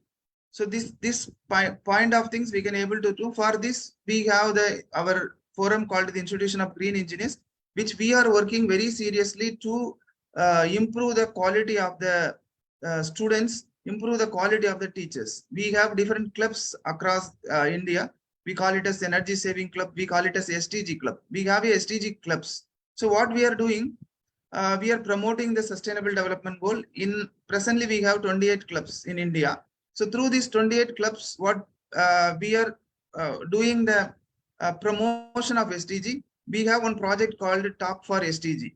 Talk for SDG. Through this, the students and the faculty members will go for promotion of SDG. Same time, they will do the project related to SDG. Let us example, in their final year, they will go for project. So that project they are linking with this SDG goals. So some students, they want to do the project on energy conservation. So they will link their project with SDG 7 affordable and clean energy. If there's some professors moving their research to climate related activities, they will link their project with SDG 13 climate action. So these are all the things which IGEN, our organization, also taking part in improving the quality of the education, but always academic institution, we need to have a very strong strategy. So for that also, we are coming out with a plan called SDG for the particular university. How this SDG 17 SDG goals will help the academic institutions to improve their quality of the education. So this is what which all we need to talk now, because when talk about India, very limited percentage of the people are aware of SDG goals. That I am talking about we have 700 universities in India. In that 700 university, we had a survey. In that survey states that 80% university students not aware of SDG goals. So what we are doing now, we are creating these SDG clubs across the country and promoting SDG. One. Second part is making that people to implement the SDG goal. That is very important. See, people all will talk about SDG. People all will talk about energy conservation, water conservation, but we need to make sure that they have to implement that in their curriculum, in their sports, in their cultural. So like that, we given some recommendation, 10 recommendation to implement SDG goals. So this is the second part which we are taken. And the third part, some credit. You all know that any students, those who coming out, they have to earn some credit. This credit to be linked with the SDG goals. So if the credit will be linked with the SDG goal, there is no other option for the students, no other option for the teachers. They have to jump into the SDG goals. So the whole university, let us take example India, the whole 700 university when work for SDG goals, automatically it will reflect with the quality of the education. That is what my final conclusion. So we all work together to achieve SDG goals in 2030. We all know that it is very tough because of COVID, but we all will be the part of implementation of SDG goals. Thank you, Nada. Thank you, Dr. Ramesh. Thank you so much for your great speech, for your great. We have a more clear picture in our head, and we know what you are working on, what you are doing. So you explain us really great, Dr. Srividya, what you say. Thank you so much. Thank you so much. Thank you, ma'am. Thank you so much. You are welcome. You are welcome, sir. Thank you so much. That was quite insightful, Professor Ramesh. I would really have to have a mention there, where you have totally guided about education for all and what all should be actually our focus, where we know and we talk about education is a passport to the future for tomorrow, but for those only who prepare it for today. Well, in a very nutshell that you have explained it so clearly, that was quite insightful. Thank you so much. And well, as you have mentioned about the SDG goals, educating people, taking them forward through the education and reaching it to the people, building capacities. That is a way of promoting lifelong learning in the context of future of work. That's 4.0 that you have rightfully mentioned.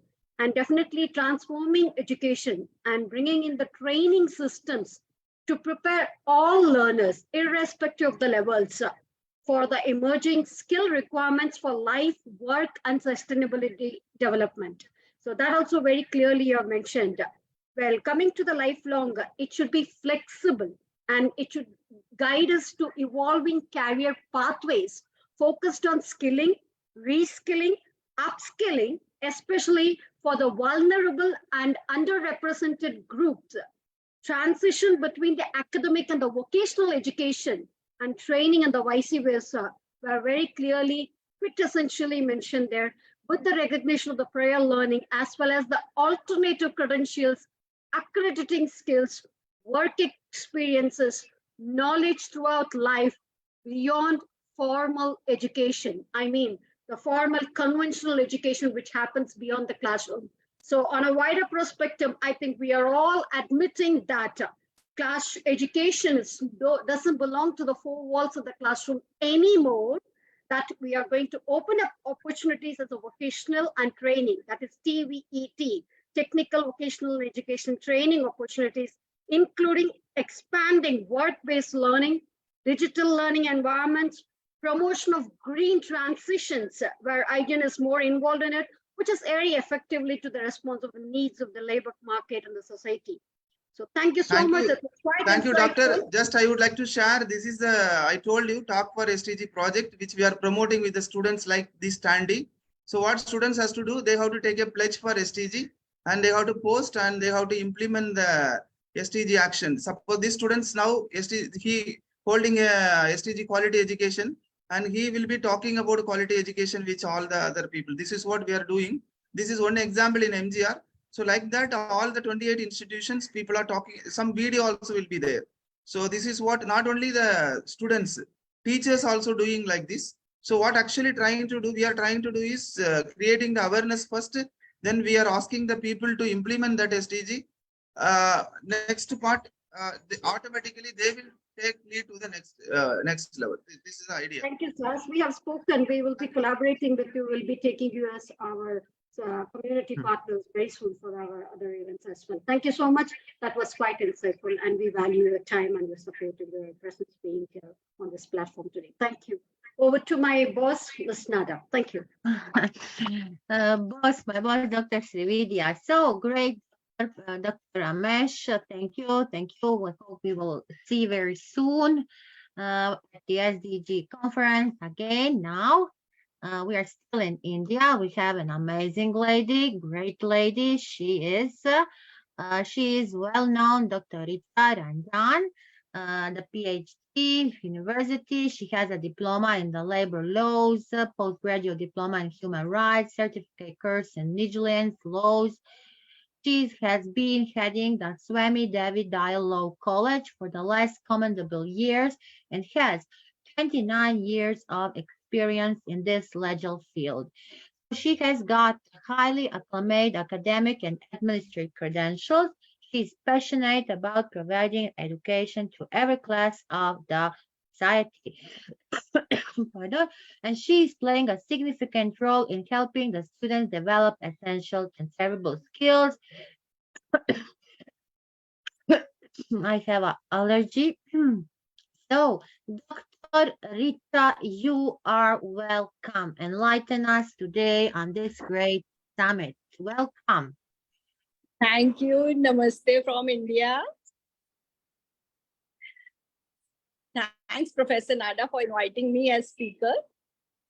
And thanks to IIU and Professor Inga, Virginia, and Dr. Srividya for organizing such event. And Professor Nada, you are working tirelessly for the upliftment and research work, really commendable. And now I'll come to my topic, which is to meet changing needs in quality education regarding futures, ready skill development. So educational institutions and stakeholders must focus on several key areas. And here are some points, strategies, and approaches that we can address for these needs. First, the main is curriculum modernization.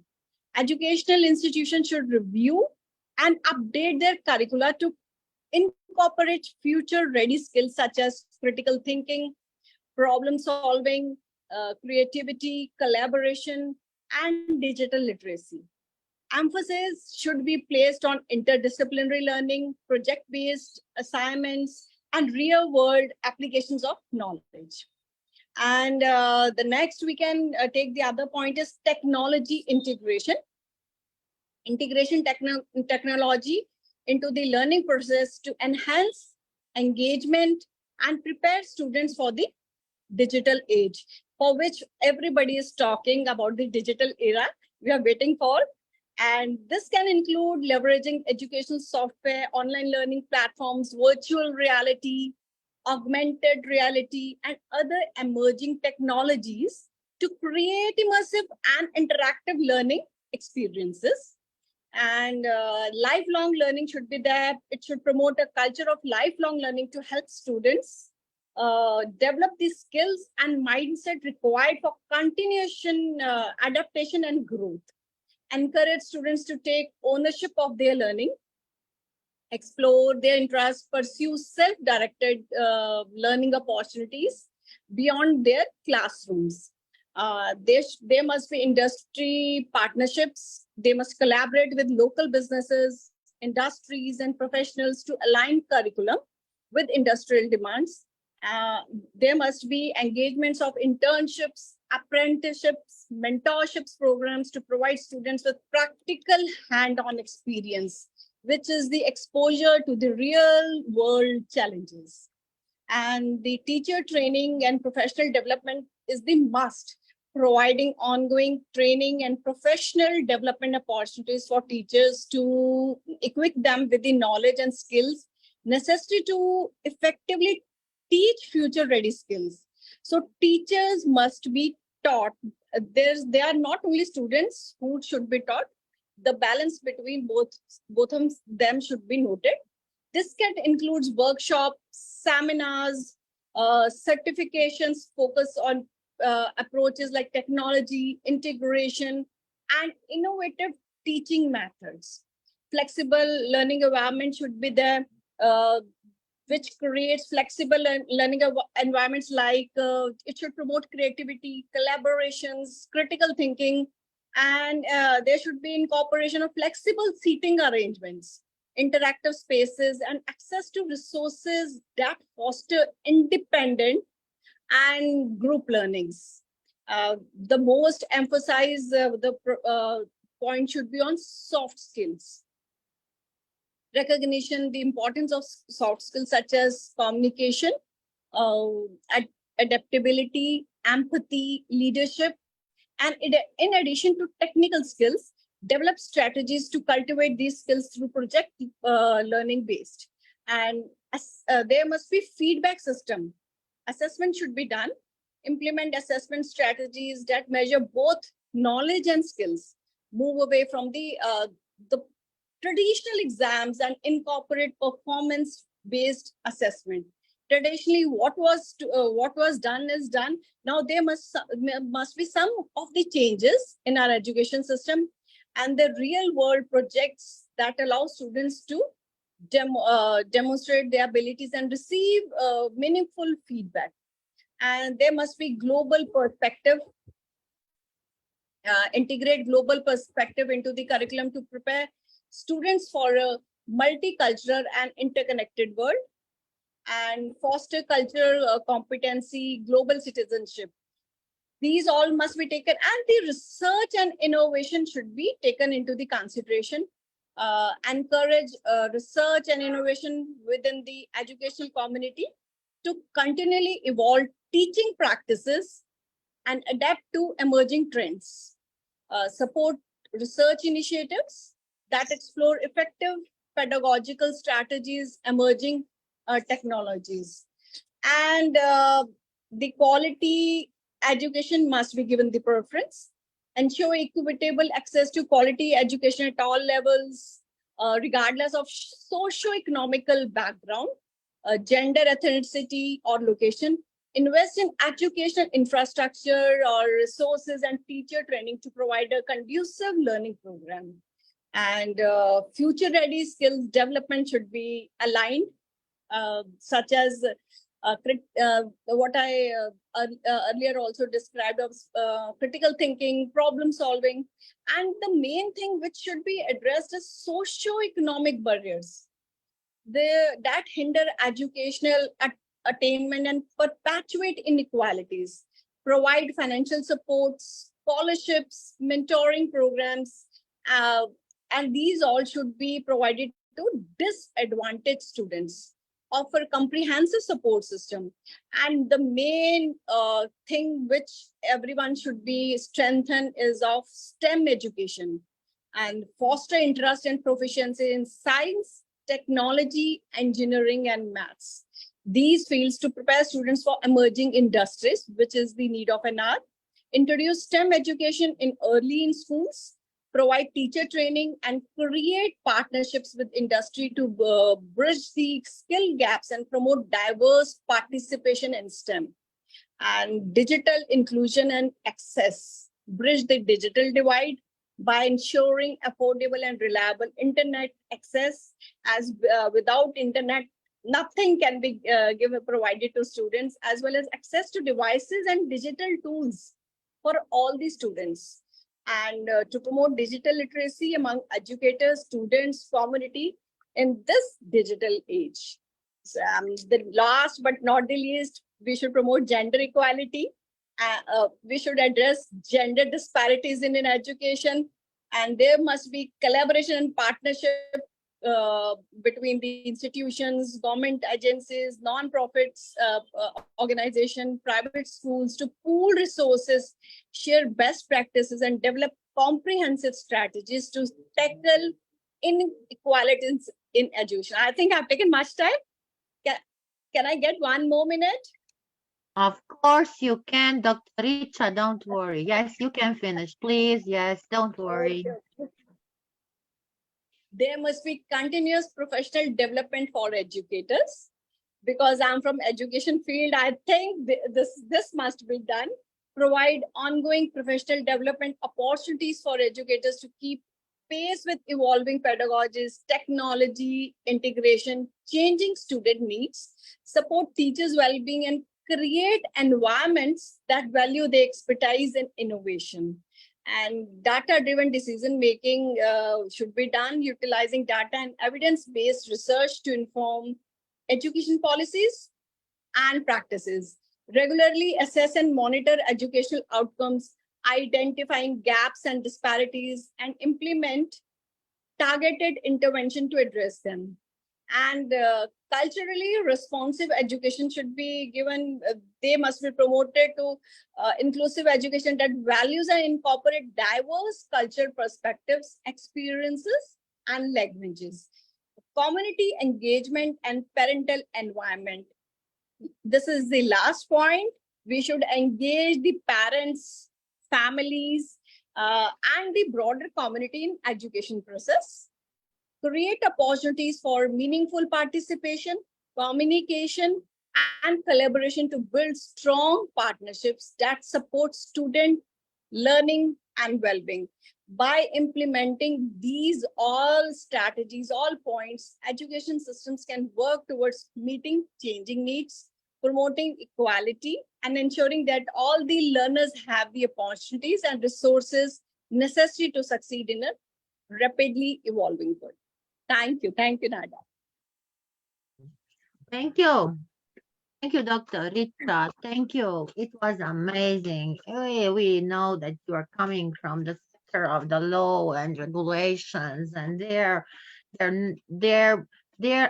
need to be the rules. So you are amazing. Thank you. Thank you so much for being today with us.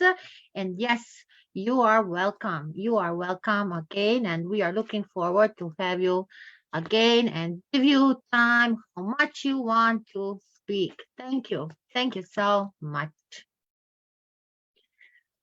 Now we are, let me see if my beautiful lady from Georgia give opportunity. We have today a lady who is celebrating a birthday. So, dear Katuna, can Dr. Patricia be before you few minutes, please? Thank you, dear Nada. Thank you. Good afternoon.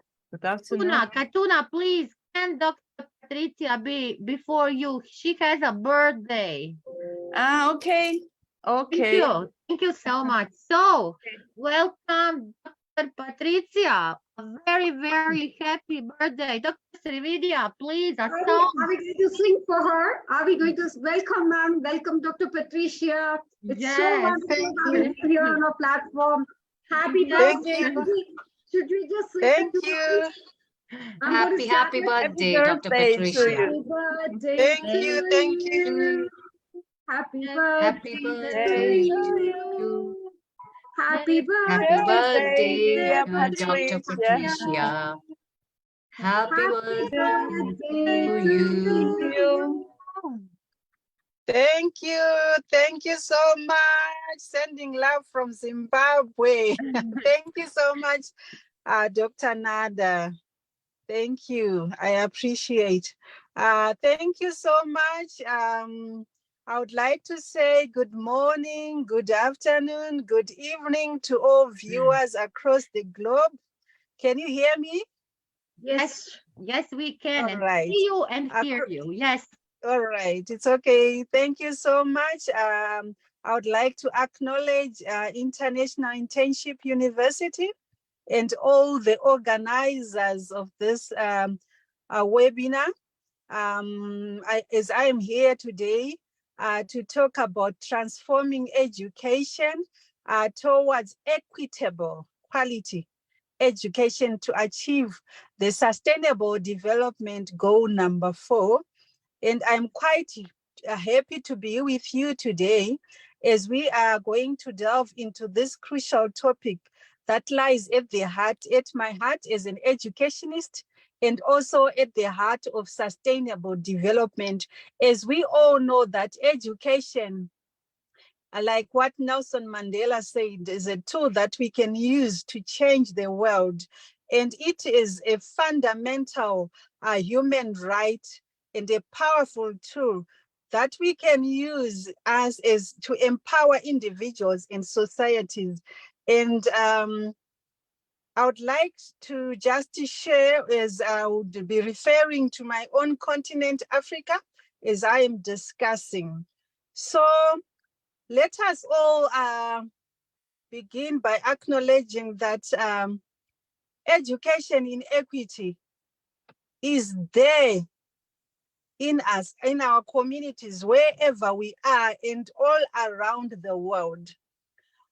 And so much progress has been made, but we still have so many barriers which are preventing our children, which are preventing all our students, whether from primary school, high school, university, to access quality education, and equity is still lacking. So education inequity, when we are talking about it, we are talking like what my friend, Prof. Richard just said, there are gender disparities that are still there. There is also inequity because of the socio-economic status of our students. And then there is also equity because of maybe discrimination that is there because of race, because of gender, because of disability. There's also inequity because of our geographical limitations. For example, in my area where I live, we are living in Borodale, is the northern suburbs. Children from the southern suburbs cannot attend schools in the northern suburb.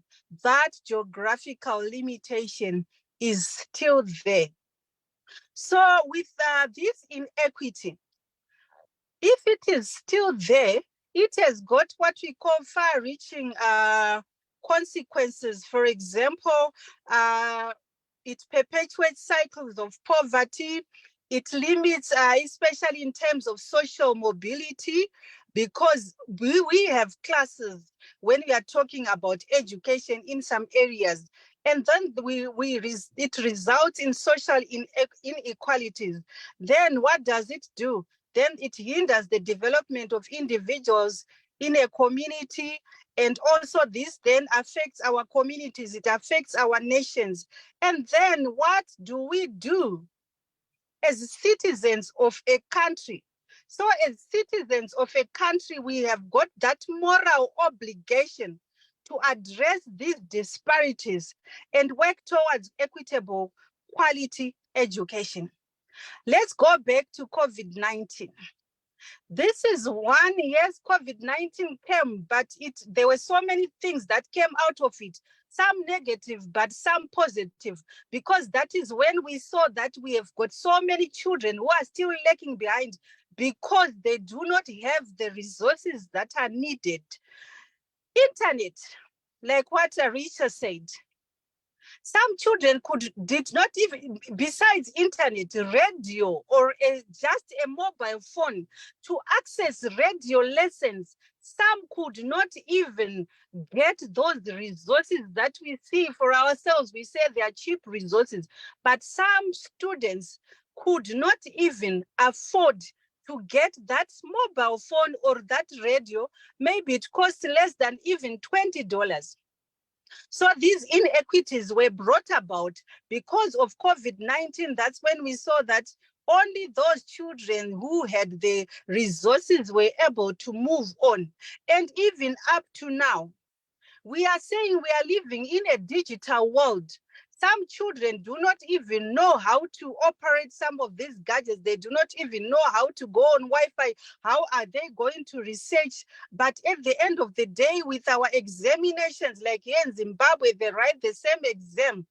Some have got the capacity to research. Some do not even have that capacity to research. So equitable quality education should refer to an education system that is inclusive.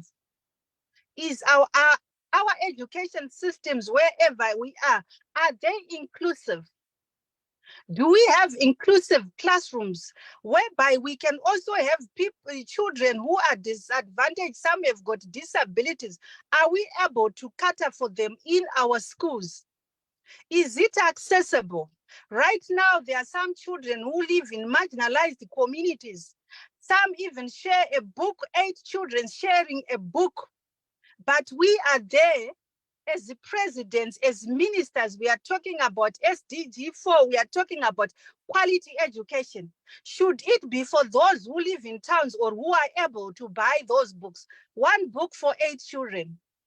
And some, even in my country, they learn under the trees. They do not have a classrooms. But are we empowering the communities to even mold some bricks so that they can build a structure whereby our children can go and learn? Despite the weather, it is raining, it is very hot. Are we empowering our communities to also, we bring them in? We are talking about collaboration. Are we bringing them in so that they can have those, just a mere structure where children can go in and learn? Despite that, the teachers there in the marginalized communities, most of them are not trained. But at the end of the day, they sit and write the same examination.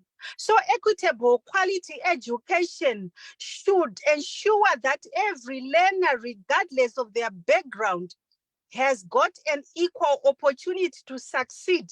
Then it also goes beyond mere access to education, and it should encompass factors such as the learning outcomes. Are they having the same teachers? Are they having the same resources? Then we should have the same learning outcomes. Right now in my country, they introduced project-based learning, but in the rural areas there, they cannot research because they do not have Wi-Fi, they do not have computers. How are they going to do that project-based lessons? They need to research as well. So it should encompass resources and what support systems. Do we have libraries? For a library, you don't need to have a structure. You need even mobile libraries going into those marginalized communities so that our children can also be able to read and have books. So to achieve this transformative vision, we need to identify and address the barriers that impede progress. Insufficient access to education, particularly for the marginalized groups, remain a pressing concern for all of us over the world. Then we go on to gender-based discrimination and some cultural norms that are there that often restrict our girls' access to education. Some cannot even afford to buy pads that cost $1. They cannot afford, and they miss school for the whole week. When the girl is on periods, they cannot go to school. Just $1. What are we doing? Let's empower the girls even to make those pads that they are reusable. I know that my government is trying here in Zimbabwe. They are having courses whereby the children are being trained to make reusable pads. So all these perpetuate gender inequalities that are still there in our schools. And moreover, inadequate infrastructure, lack of learning materials, teacher shortages, they also hinder the quality of education being provided. And inequitable finances, resource allocations, when the budgets are being done, it's not equitable. Yes, quality, they try, but equitable is not still there. This also, and then we need to overcome this challenge. And for us to overcome this challenge, that's when we need to sit down and come together like what we are doing right now, collaborating, getting ideas from different people across the world that we can also use. We need what we call a multifaceted approach. And as a country, as a school, or as a community, we need to sit down, revisit our policy frameworks, try to strengthen them. The legal protections for education equity are very essential. And then we need to invest in inclusive infrastructure, ensuring that there's accessibility to learners, equip our teachers with adequate training. I know my friend Richard talked about CPDs, continuous professional development courses. We send our teachers. I think of what happened in COVID-19. Most of us were caught unaware, but we were able to just go for those courses so that we were able to use to deliver lessons using Microsoft Teams, Google Classrooms, those professional development courses, especially in areas where the teachers are not trained. And then we need support and resources. And then we need to promote what we call learner-centered pedagogical approaches that cater for the diverse needs, like I was talking about, and abilities. So we need to embrace as well technology, innovation, and enhance our educational opportunities so that they reach undeserved populations. It is heartening to witness maybe success stories from other countries and organizations that have made significant progress here in Zimbabwe. I know that Rwanda has gone far ahead in terms of providing educational equity. So we need also to learn from those countries and learn the best practices and share the knowledge we are doing so that we accelerate our collective effort towards SDG 4. I know that especially, however, in our country, despite these challenges, yes, some countries have far ahead, especially in education, and they have invested in education as well, investment in teacher training, and Rwanda, Ghana, Tanzania, they've made remarkable strides in improving access to education.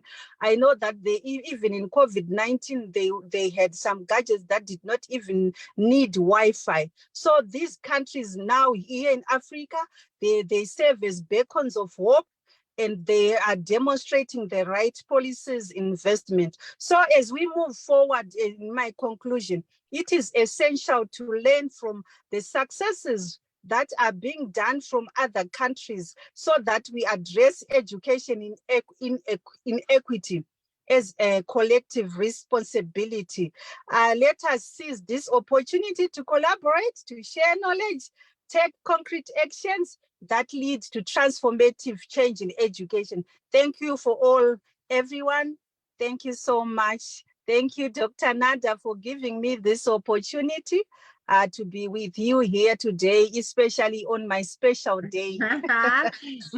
Listen, when I sent Dr. Patricia, she said, Nada, it's my birthday. But I say, yes, we will celebrate together your birthday. So we are really honored, Dr. Patricia, that you join us and so happy.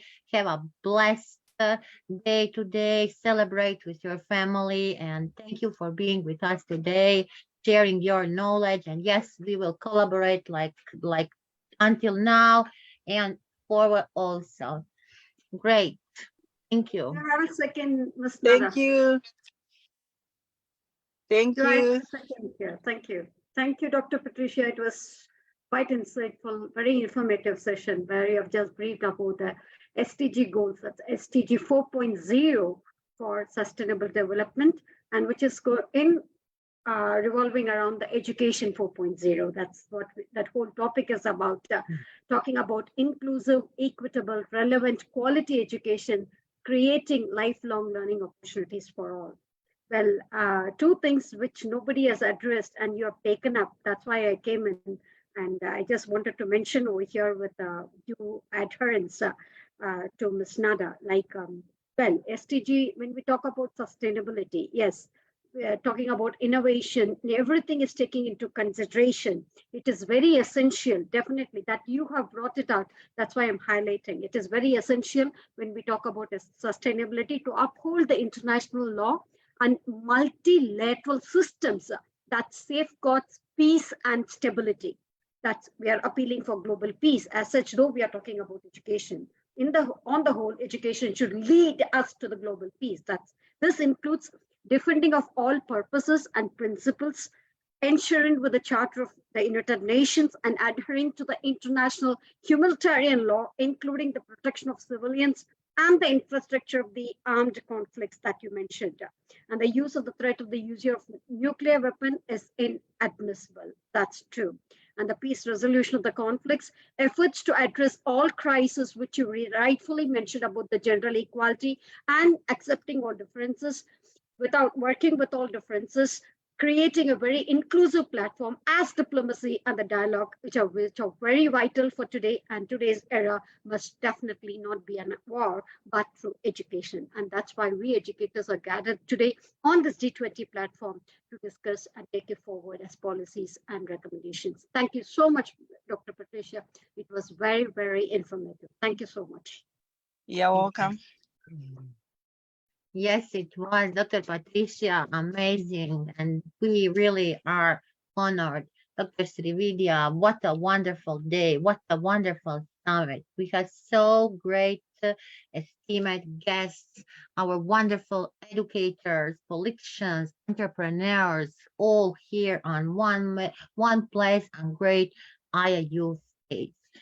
Let us move from Zimbabwe. Dr. Patricia, don't eat all the cake. Let something for tomorrow. Let us move from Zimbabwe to Georgia.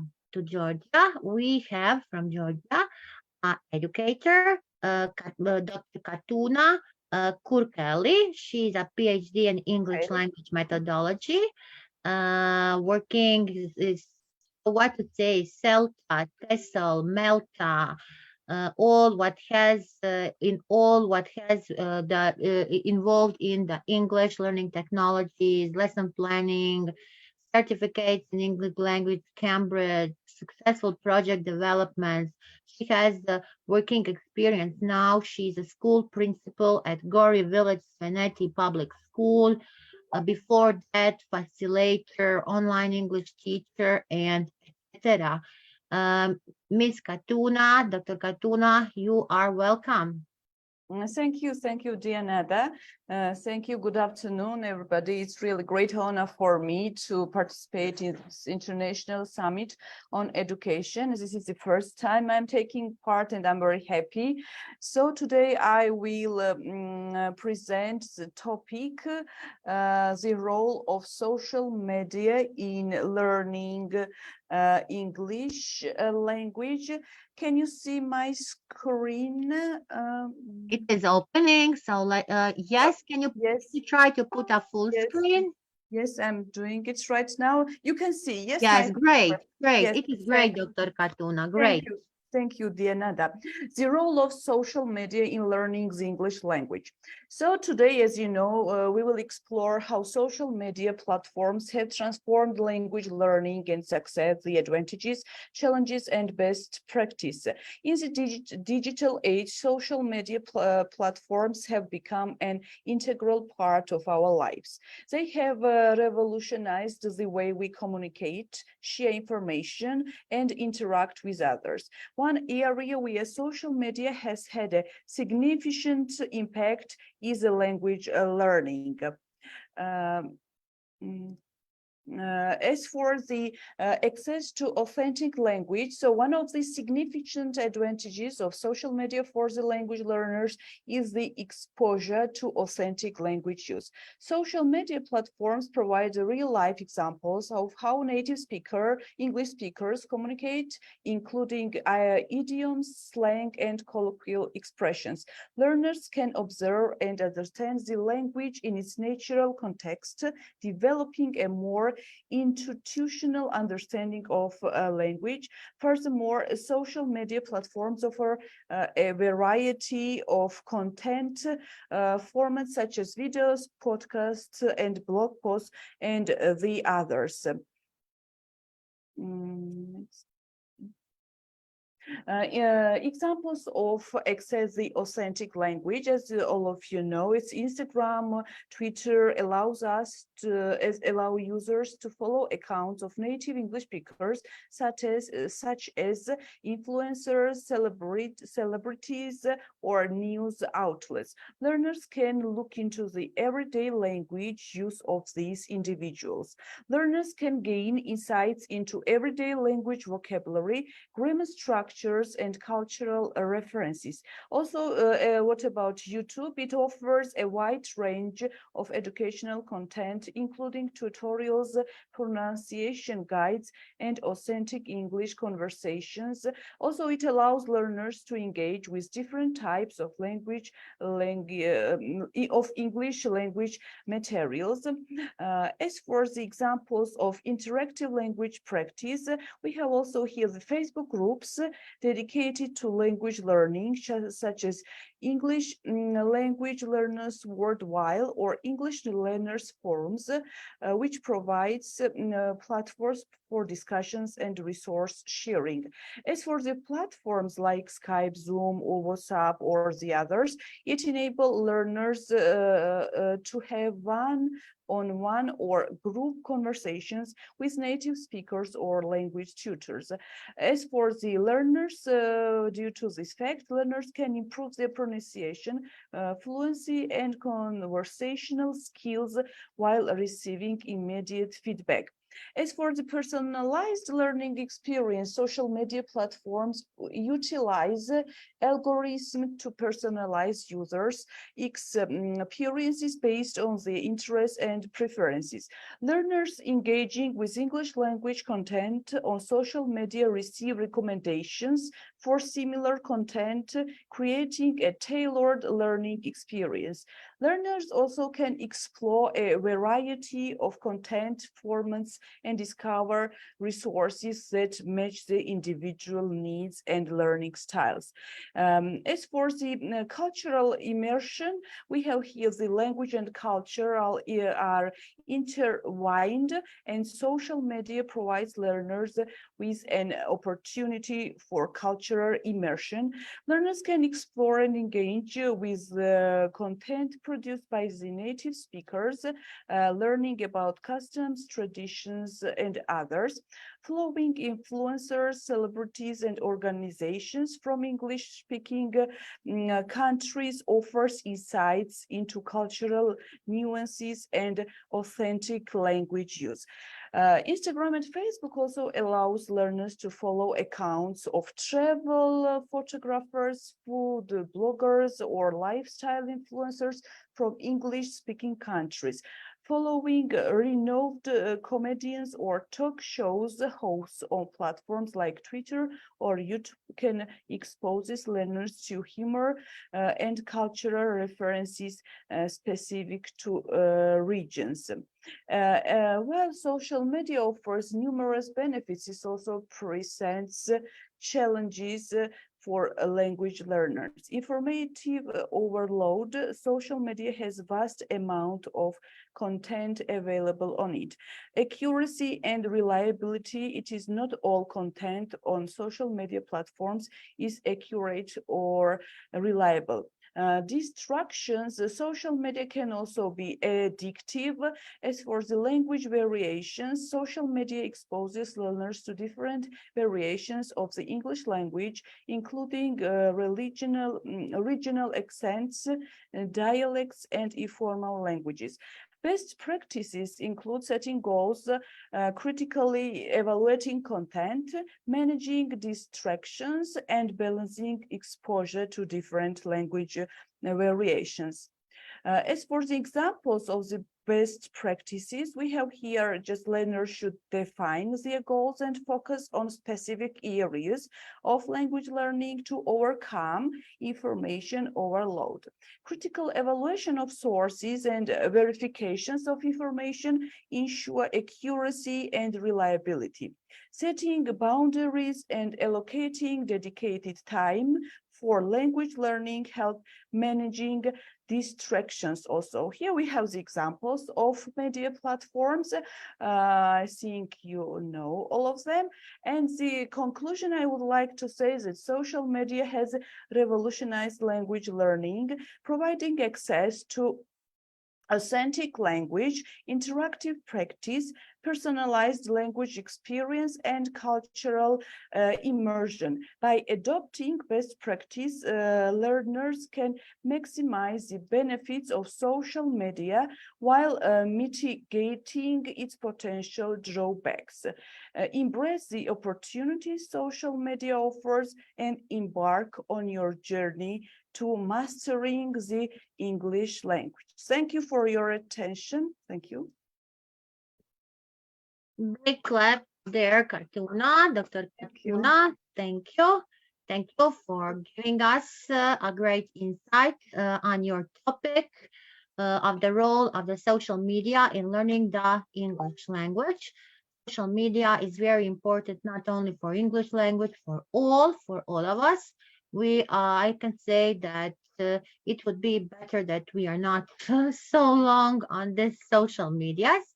It really, like you say, revolutionized the language learning. I agree, giving the access to other languages, to making the practice, to personalizing the experience, the learning experience, and all the cultural, you say, immersion. So giving us the practices, and if we want to adopt that practices, learners always have the benefits and always can maximize that from the social media, as you say, like mitigating the potential drawbacks.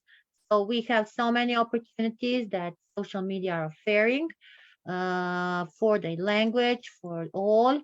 What I can say, what I do with my students, we have that the days we need to encourage students. So media literacy, financial literacy, digital literacy, eco-literacy, all kinds of literacy need to be involved in our lessons, everyday lessons, in every theory, in every practice, in everything what we are doing. Thank you, Dr. Katuna. Thank you for giving us and being with us on this great G20 International Summit. Now we are coming to our last speaker, and she is so great. Where is my Dr. Myla? Dr. Myla, wow. Hello, Let Dr. me, Nada, I'm let here. me first introduce the great Dr. Myla. Dr. Myla is coming from the Philippines. She is an associate professor at De La Salle University, Department of Sociology and Behavioral Science. She is a research fellow at the DLSU Social Development Center and adjunct faculty of the University of the Philippines, Open University Faculty of Education, where she teaches undergraduate and graduate social science courses. From 2020 to 2022, she served as Assistant Dean for the External Affairs and Mission at the College of Liberty Arts at the Department of Sociology. She is one of the innovative educator, outstanding researcher. She gets so many awards. This was amazing, Dr. Myla. This from the International Organization of Educators Researchers for the outstanding individuals in the field of education, recipient of 2023, the Instabright Excellence Award, publishing articles, reviewing articles, leading the books, writing the books. What to say, Dr. Myla, you are amazing. A big clap for our great Dr. Myla. Welcome. Thank you very much, Dr. Nada. Okay, good day to everyone. Let me begin, okay, by thanking first the organizers, okay, for making me part of this very important event, okay, with intents to promote an inclusive, equitable, relevant, and quality education for everyone. I am very thankful, okay, to be with experts, okay, to be with researchers, to be with innovators like you guys, and change managers, okay, for education. Again, okay, I am Dr. Myla Arsinas, and I am very happy, okay, to be with you guys. Let me share my screen, okay, Dr. Nada. You can, Dr. Myla, you can. Okay. Let us see. Okay, can you see my screen? Great, Dr. Myla, wonderful. Okay.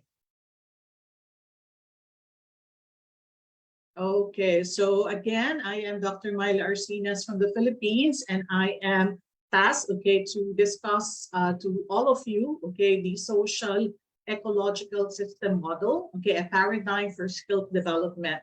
The topic, okay, is very, very important, okay, because of its potential to revolutionize the way we approach, okay, skills acquisition and skills development in this modern digital era. By shifting from the traditional isolated approaches to a more collaborative, okay, ecosystem approach, okay, we can create the idea of a more inclusive and dynamic, okay, learning environment. Okay, so in this slide, okay, you will see a model, okay, that would give you an idea about the social ecological system.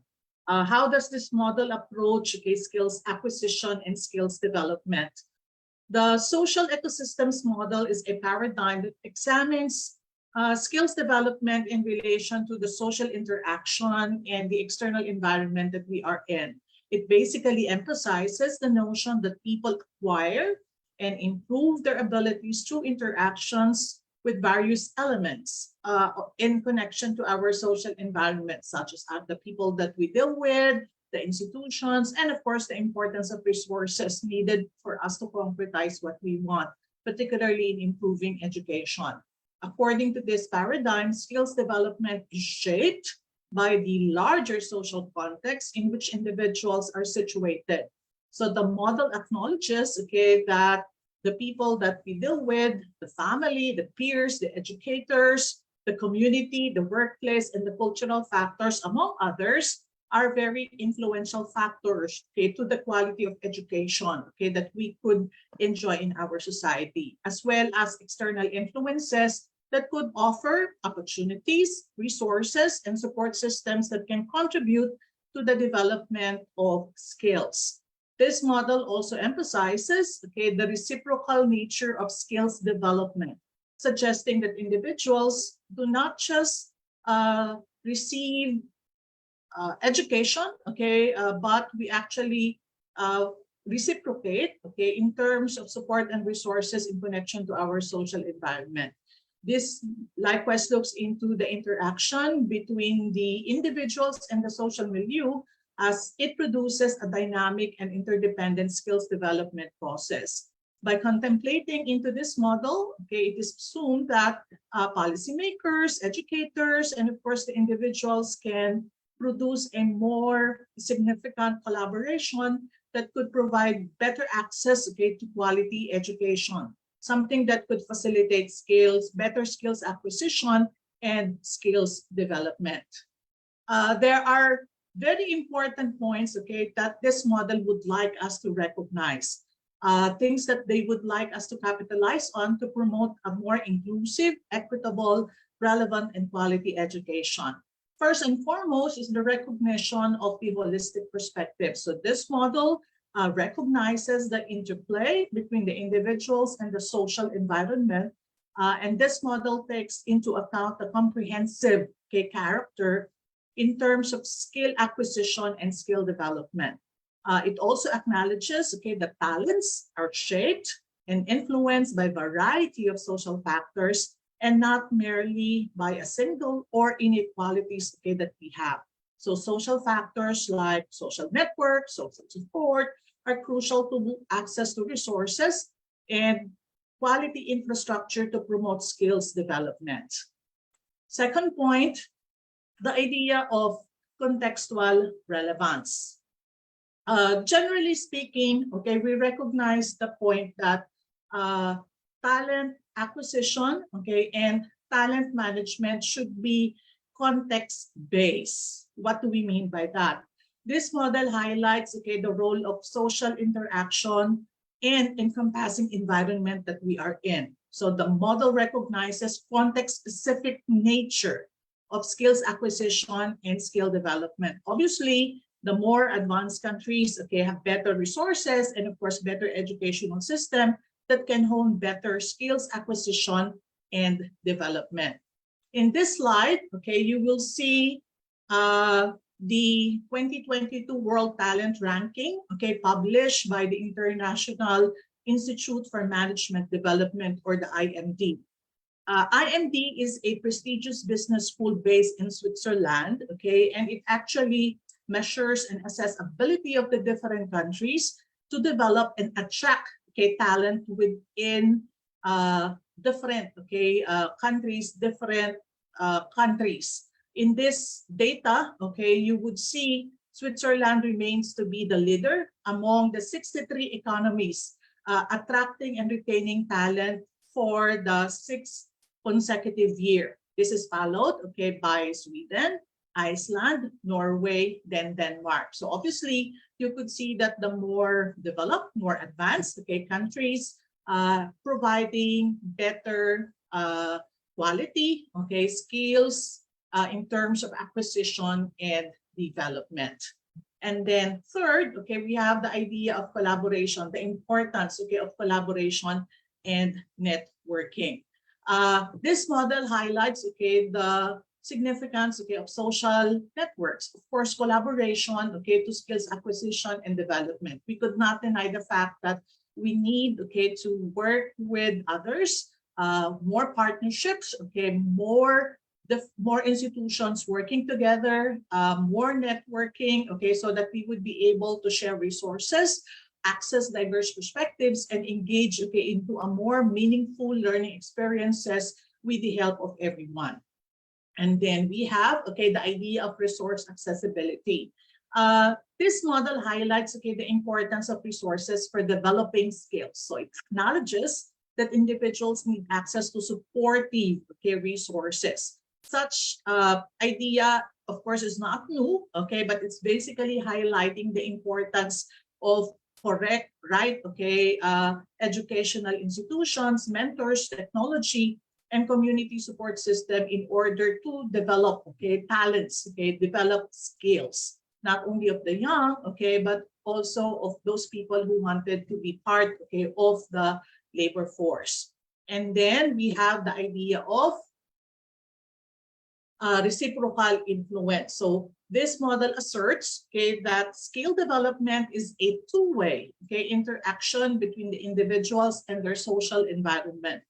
Through abilities, actions, and knowledge, individuals contribute to and shape, okay, our environment. So it's never one way, okay, but we have to understand that our social environment can influence and shape, okay, talent acquisition, and skills, okay, development, but likewise, the talent and the skills available can also shape, okay, the kind of environment that we have in our society. And then the idea of systems, okay, thinking. So this model promotes, okay, the framework to which skills development follows a systems, okay, thinking. So it acknowledges the interconnectedness, okay, and complexity of social systems, and the necessity of considering multiple factors that influence or impact the development skills. So they are all interlinked, okay, they are all interconnected, and they are all part of the complex social systems, okay, that we are in. And then the recognition of the value of practical implications, okay, of this model. So we have to understand, okay, that policymakers, okay, educators should be able to contemplate more on the importance, okay, of this ecosystems model to create a more inclusive, okay, type of education that would promote, okay, better skills. We need to create supportive environment, fostering collaboration, okay, and providing resources for effective skills development. From this, okay, we could see that overall, the framework is basically a comprehensive and contextually relevant framework for understanding and promoting skills acquisition and skills development. So it recognizes the multifaceted nature of skills acquisition and highlights the importance of social interactions, resources, and collaborative learning experiences in nurturing skills in individual. Okay, and let me end, okay, my talk with this, okay, coming from Johnson et al. Skills development in the digital era requires shift towards a social ecological model wherein individuals, organizations, and educational institutions collaborate and create a holistic learning ecosystem.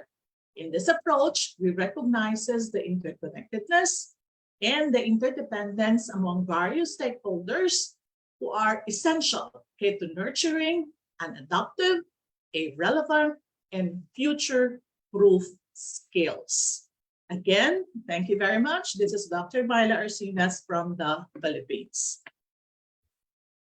Awesome, amazing, Dr. Myla. A big clap for our great Dr. Myla.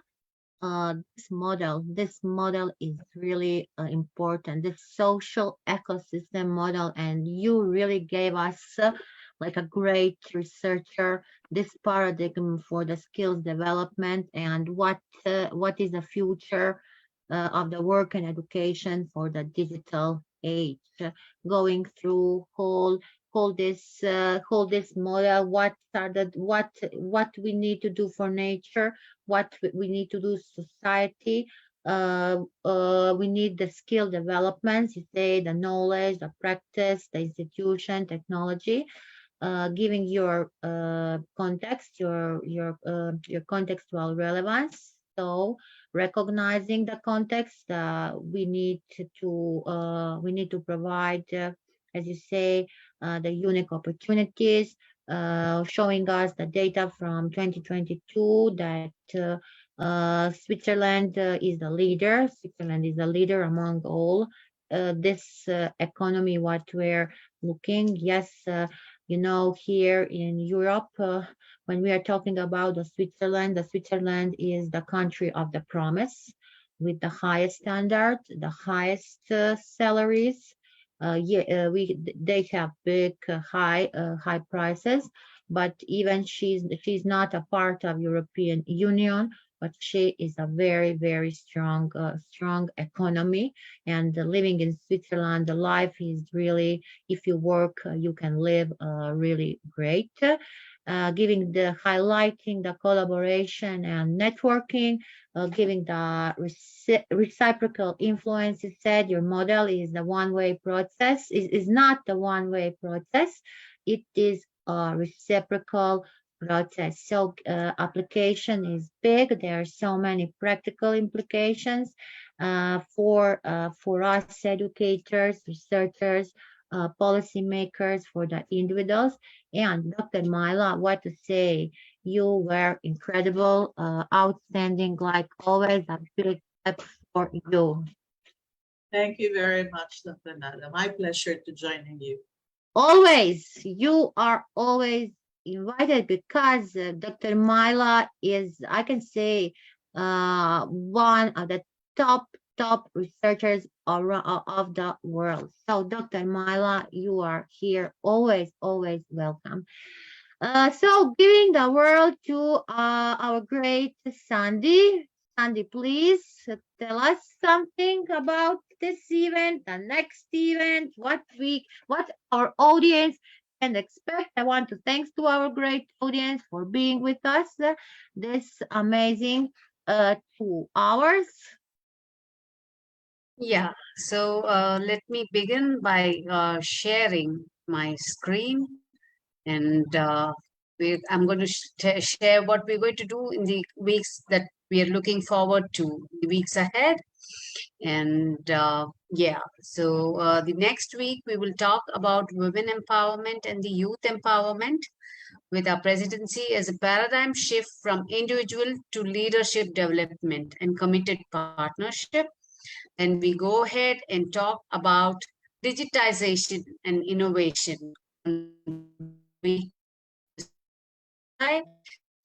we'll focus on the science stream, vocation, employability, and how our presidency will be to initiate, institute, incorporate, integrate, and use innovation for a skilled workforce towards a sustainable growth.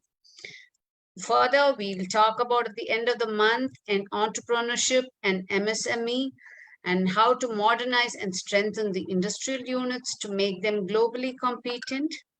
In the month of August, we're going to talk about energy resources and how we can make them sustainable and employable. And the second week of August, we will focus on health, agriculture, and food security.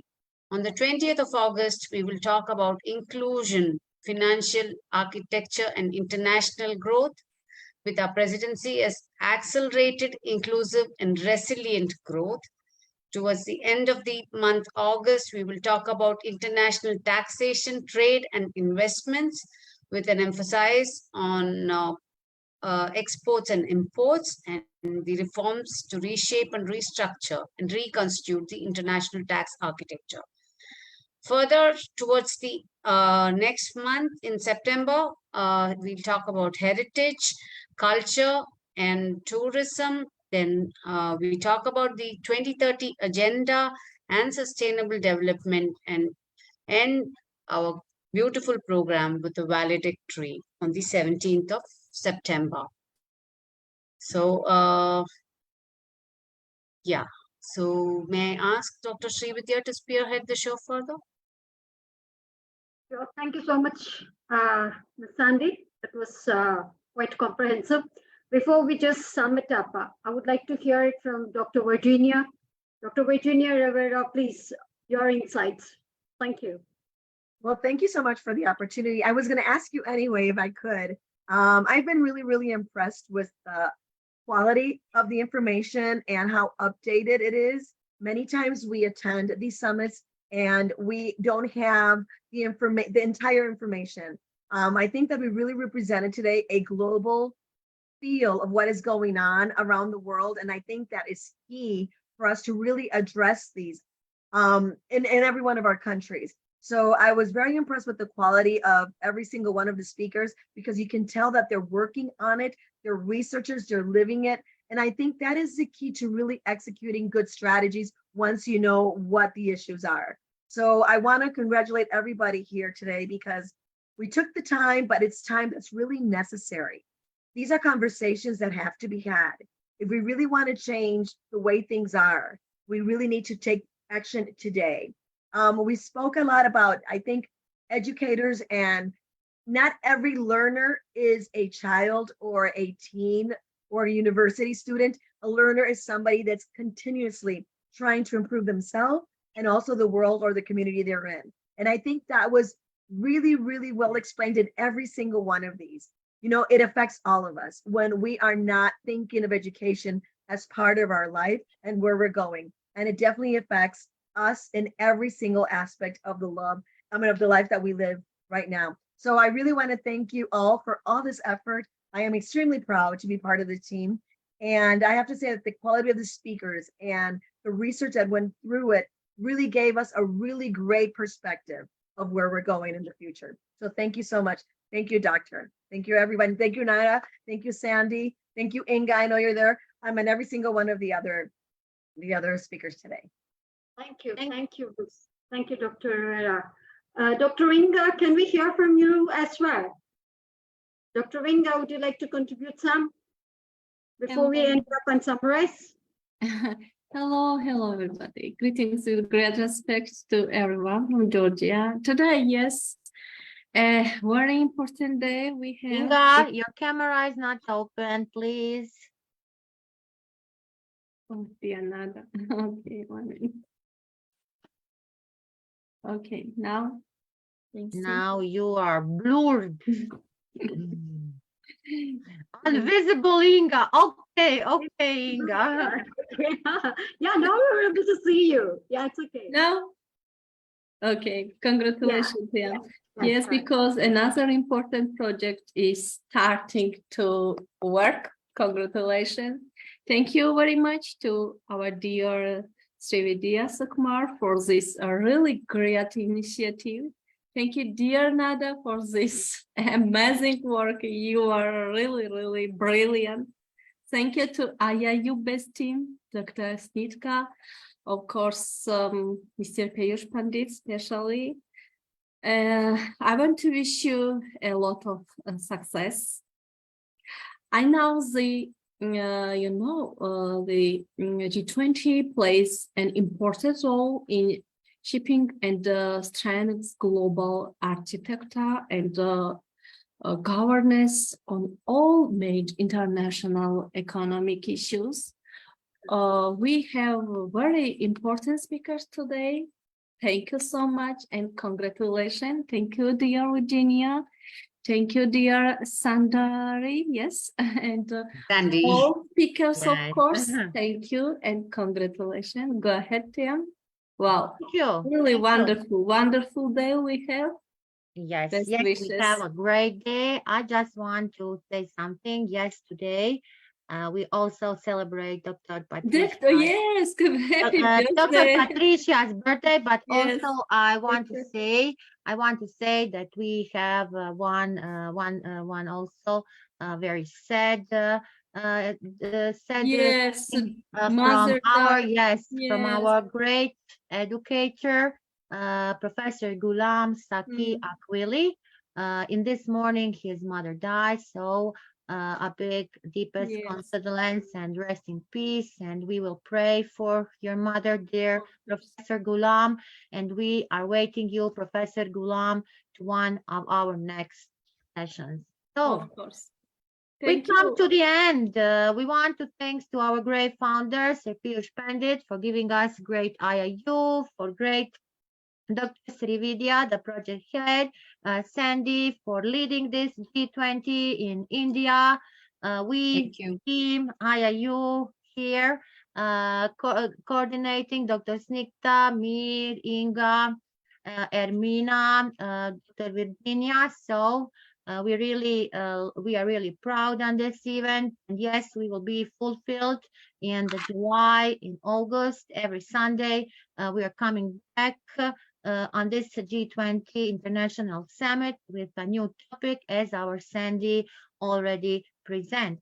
So till till our next event. Let's, Dr. Srividya, yes, please. Thank you. So before we end up, actually, so I think it's better to sum it up saying that we are moving ahead towards equitable, relevant, quality education and creating lifelong learning opportunities for all by ensuring that all girls and boys are completely free, equitable, quality primary and secondary education, leading to relevant and effective learning outcomes, to ensure that girls and boys have access to quality early childhood development, care, and pre-primary education so that they are ready for the primary education, to ensure that equal access for all women and men, having the general equality, to affordable and quality technical, vocational, and tertiary education, including university, and by substantially increasing the number of youth and adults having relevant skills, including the technical and vocational skills for employability, decent jobs, and entrepreneurships. So to eliminate gender disparities in education, ensure that equal access at all levels of education and vocational training for vulnerable, including persons with disabilities, indigenous people, and the children in vulnerable situations. Ensure that youth and substantial proportions of adult and both men and women achieve literacy and numeracy. Ensure that all learners acquire the knowledge and skills needed to promote sustainable development, including among others through education, through sustainable development and sustainable lifestyles, human rights, gender equality, and promotion of culture and peace and non-violence and global citizenship, appreciating cultural diversity and culture of contribution and sustainable development, build and upgrade education facilities that are child, disability, and gender sensitivity, and provide a safe, non-violent, inclusive, and effective learning environments for all, substantially expand globally the number of scholarships available for all the developing countries, in particular the least countries, that small islands could be included in this, even from Africa, and the enrollment of the higher education, including the vocational and the training programs that ought to be implemented in vogue. As such, moving ahead, we are going to sum it up saying that we are marching towards sustainability, increasing the supply of qualified teachers, including their international cooperation, teacher training in developing countries, especially the least developed countries and the small island developing states.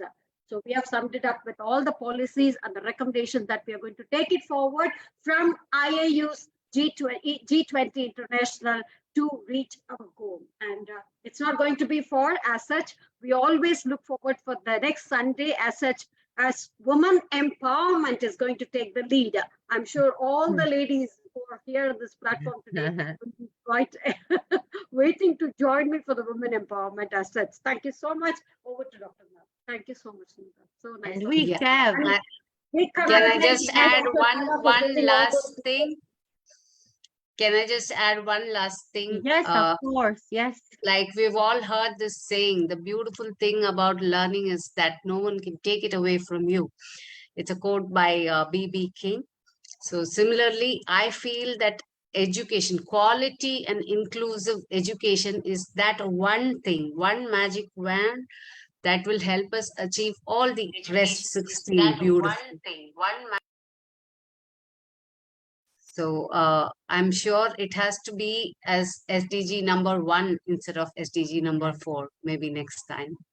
No, poverty, yes, everything. You know, when we are talking about this SDGs, we can say we cannot talk about the SDG 1. We need to talk about all. All are always correlated, all the SDGs. Yes. So, yeah, if the 4 is taken care, the rest, everything is taken care. Yes, yes. Our amazing live trainer coach, Srividya. Let us give a big clap to her today. Wonderful team, and we should really congratulate Dr. Nada for getting all those wonderful speakers on board. That was quite amazing. Listen, for the next time, if you send the points, we will have also amazing guests at the next Sunday, because we are IIU We are IIU, we are a revolution, we are change, we are bringing change, and we are bringing here the great, great, great educators, researchers, entrepreneurs, politicians, non-government, everything. Dr. Srividya, thank you. Dr. Sandy, thank you. Thank you, And our... big thanks to Dr. Piyush Pandit. Yes, Without yes, him, it yes. would not have been possible at Yes, all. you know, A man of visionary. yes. A man of visionary. You know, when people say, where is Sir Piyush Pandit? You always mention him. Where is he? But I say, he is listening. He is watching. He's empowering his great woman. He has amazing great woman around himself. So we sure are he the will voice. stand in We the are the today. voice of our great founder. And you, Dr. Srividya, and we all are the voice of our great founder. Thank you so much. It was wonderful. Thank you. So the team, it would not have been possible, really. It was Sir fabulous. Myla, please open camera. Katuna, open camera. Ijen, Niranjan, open camera. I want to make a photo at the end. Katuna, please open your camera. Mr. Niranjan, you should open your camera. Yes. Or I will cut you. I will. Just Ijen, please. Dr. Ijen, Katuna. Listen, we don't have time. I will cut you. You will not be on our photo. that is the only solution I have. No photo, no picture, no photo. So that is that. Okay, so now we are continuing. We want to thank our audience once again. Dr. Jen, yes, you are so beautiful. So we will put you on the photo.